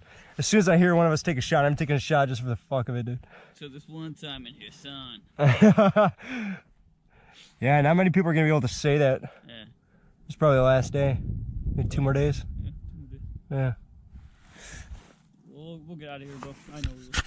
I want to explain what's going on. We got villagers. Those are sirens in my... I have my window open because it's like 50-some degrees outside now, and I don't have to burn air conditioning bills anymore. It's back there. Yes, we got villagers about a kilometer back. About how many 100 meters do you think? Say about a kilometer in front, we got Russians. A kilometer in front, we got RD tanks, basically everything infantry, Yeah. all raining down on us. Well, they're raining down on us and the villagers. And yeah, this one time in Raqqa. Nah, just kidding. But yeah, having fun. Yeah. Probably should have gone to college, but hopefully. Here we are. Tomorrow. Artillery comes in 100 meters away, not captured on GoPro. Bro, we're fucked. Honestly. We gotta get to the village. Being out here is not gonna do us any good. Yep. Go tell them. All right, where the fuck is Ivan? Where's Ivan? Our team leader is gone. Haven't seen him for an hour. We want to go on the assault. With the Chevrolet. Okay. They went on the right flank. What are we doing here then? We're soaking up artillery? By the looks of it. I personally say... Oh, what's that? Is that...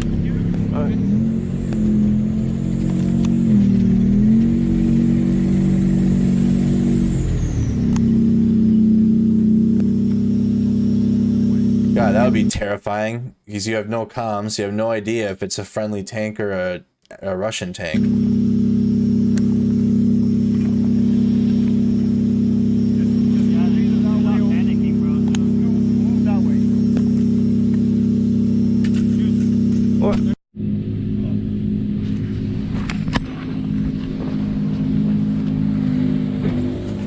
Push! Our team leader comes with the tank and informs us the volunteers are going to assault. Inside? Gotcha. Go! We pack in this car. The enemy to our left, Ukrainian army, is fully retreated, but I'm stoked to finally be pushing. Я на белый сзади, блядь. Я понял, я тебя... Прямо едешь, прямо разбираешь. Let's go. Давай. Let's go, Sharky.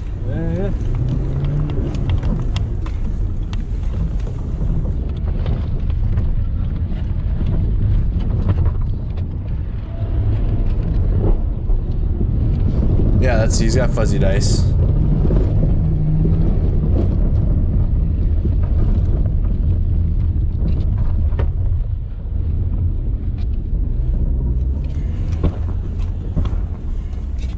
Here.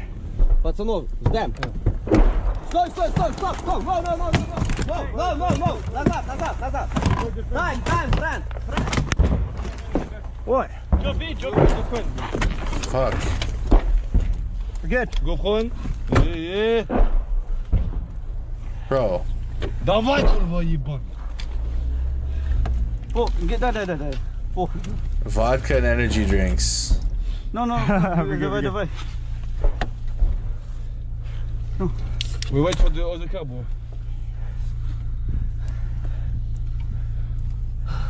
Так, мы тут просто Liquid Courage or Badass Driver? I'm not sure. Bro, he said, go under the bridge, get in my bag, bro. Are you kidding me? What? Иван say, not Иван, Graf, he said. Давай. Де братва на білій тачці? Let's go, let's go, let's go. You're fucking high, bro. You think I'm Yeah, my man. Nuts, yeah. We're not out of the woods. Ah, the dream. Hey, open up the windows and put your fucking rifle down. I cannot. I got no room, man. Know where the handle is so you can grab it.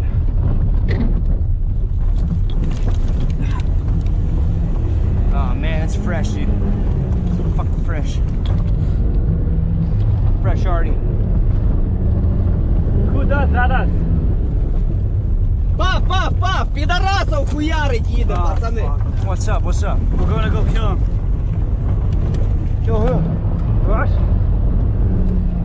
We have no idea where we are going, where the Russians are, or if we're alone. We believe it's our last day on this earth.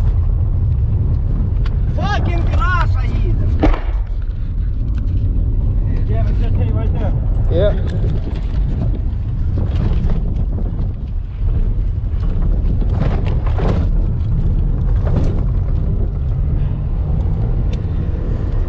Yo, we're gonna take position in one of these homes. Alright. Run. Bro. Get out. Okay. Давай. Bravo.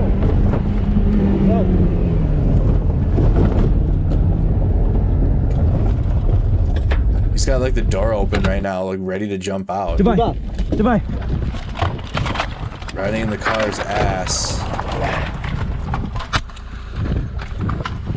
Двері.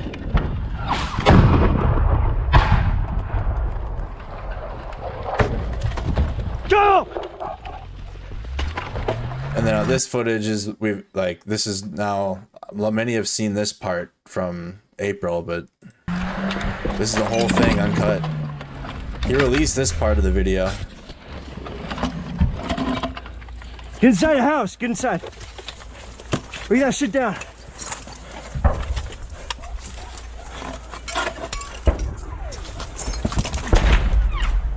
Shit. We gotta get inside. Huh? Move. That didn't work. We're good?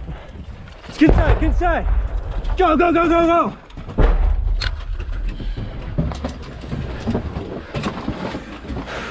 Alright. What's going on? Ivan.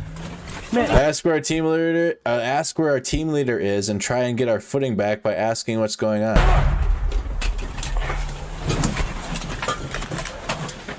How is Ivan? In front of the white car.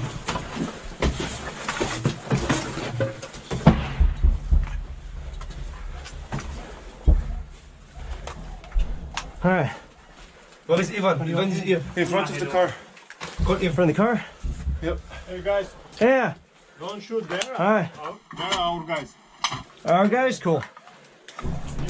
Bro, can I move? Please. Does he need cover? From who? My team leader goes to move the car. I'm not sure where the Russians are, so I go outside to cover him.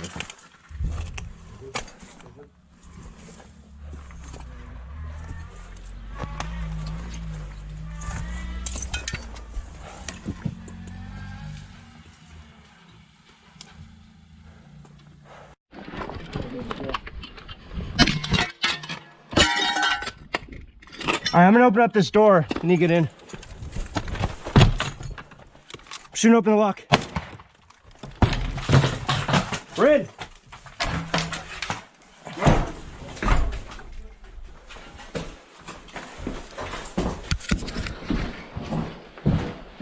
Alright, clear. Get in here. Guys, coming here is big. Yeah, get him in here. Is this a jet? Yeah, it's a jet, man. Our team leader disappeared for another hour. Meanwhile, we stayed under bombardment, holding positions in the windows. Who knows? What a horrible team leader. 5 jets of the whole Jet. That is fucked. Their jets. I think it is.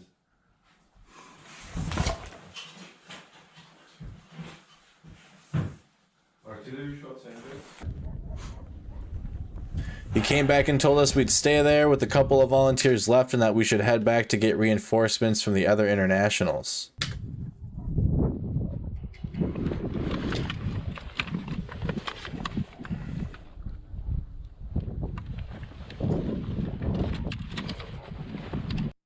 Hey, if they're fucking fighting there, bro. This ain't it, man. Yeah, if they're fighting there, then we can't go back. Mm. They're just gonna open up on us.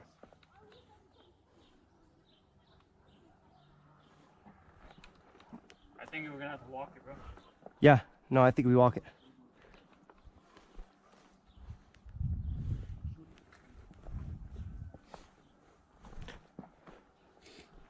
All right, where are we, man?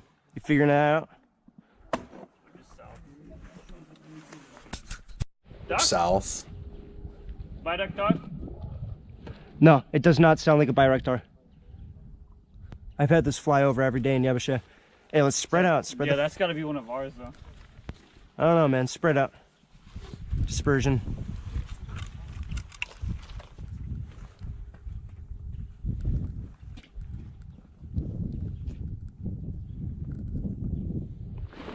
Yeah, I don't like the space anyway. I don't like this space anyway. He's just you can tell that he's like he's been trained. Civ Div's been in theater many times. You can hear the frustration.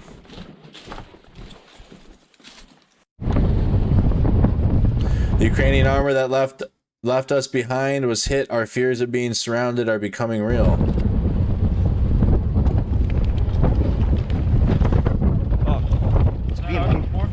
Man, this just shows you how, if anything, this just reveals how even more terrible the Russian military is, because the Ukrainian military didn't have comms either, and you can see it was kind of a shit show for the Ukrainian side in the initial invasion. That was ours, yeah. It's ours? I think so, yeah. 2 guys right there. This is a broken truck that we saw when we were coming and left a tank near it. I think it's an open field, though. That's the thing. Fuck, dude. Let's get ready to hop out.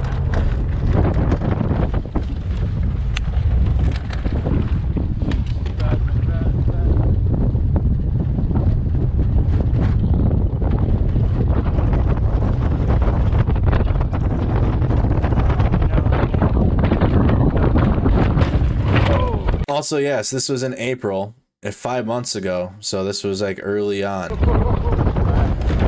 Even in 5 months, the amounts of training of the International Legion, well, the International Legion was already trained, but the territorial, fuck, I'm getting tired now. The Ukraine's own volunteer units are way more trained now at this point. Stój! See what they... No? The Territorial Defense Force, there we go. Good. These are friendlies. What's up? What's up? See what they're doing.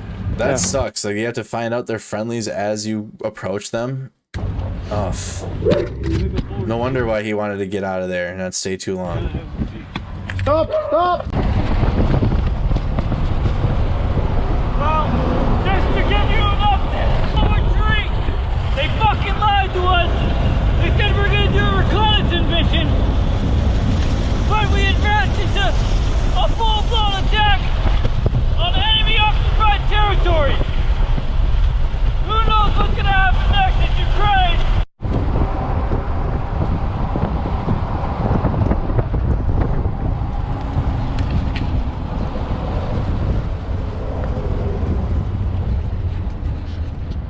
Going to take Gaddafi's back. Stingers. I saw 2 helicopters. You saw 2 helicopters? Yeah. Yeah, man. This ain't no joke. This is fucked. But it's nice, but it's fucked, bro. This was my first operation. I would go on dozens later in the war. This was the most chaotic one I've ever been on, and my friends would say the same. I'm wondering if he'll release any more video from any of the other operations.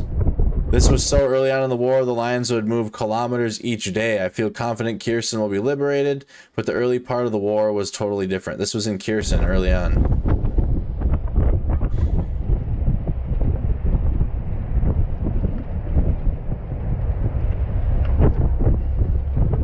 To all still fighting and retaking Kherson, Slava Ukraini, you all make us proud. Despite this day, I don't blame the Ukrainian military. We volunteered to do this while this was their actual home. They are in it for the long haul and their commanders know that. No use in getting them killed in an unstrategic position. This video is purely made to bring light to a day many misrepresented with the minute clip that was leaked. And that was the one where he kicked the door in, and we saw that was leaked in April. Everyone I served with, experienced or not, has my utmost respect, and I am better man to have known them. Alright, that's Civ Div. Share that to the Discord. What a video, though. All uncut of his first mission, 41-minute long. 41-minute long clip there. Well, alright, y'all.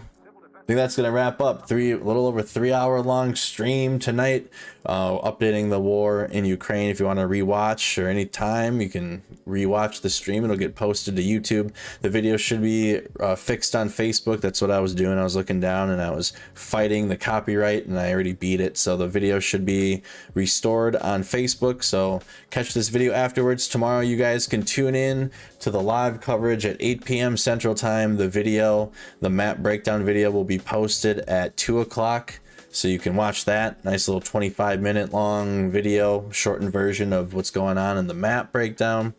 Looking to stream.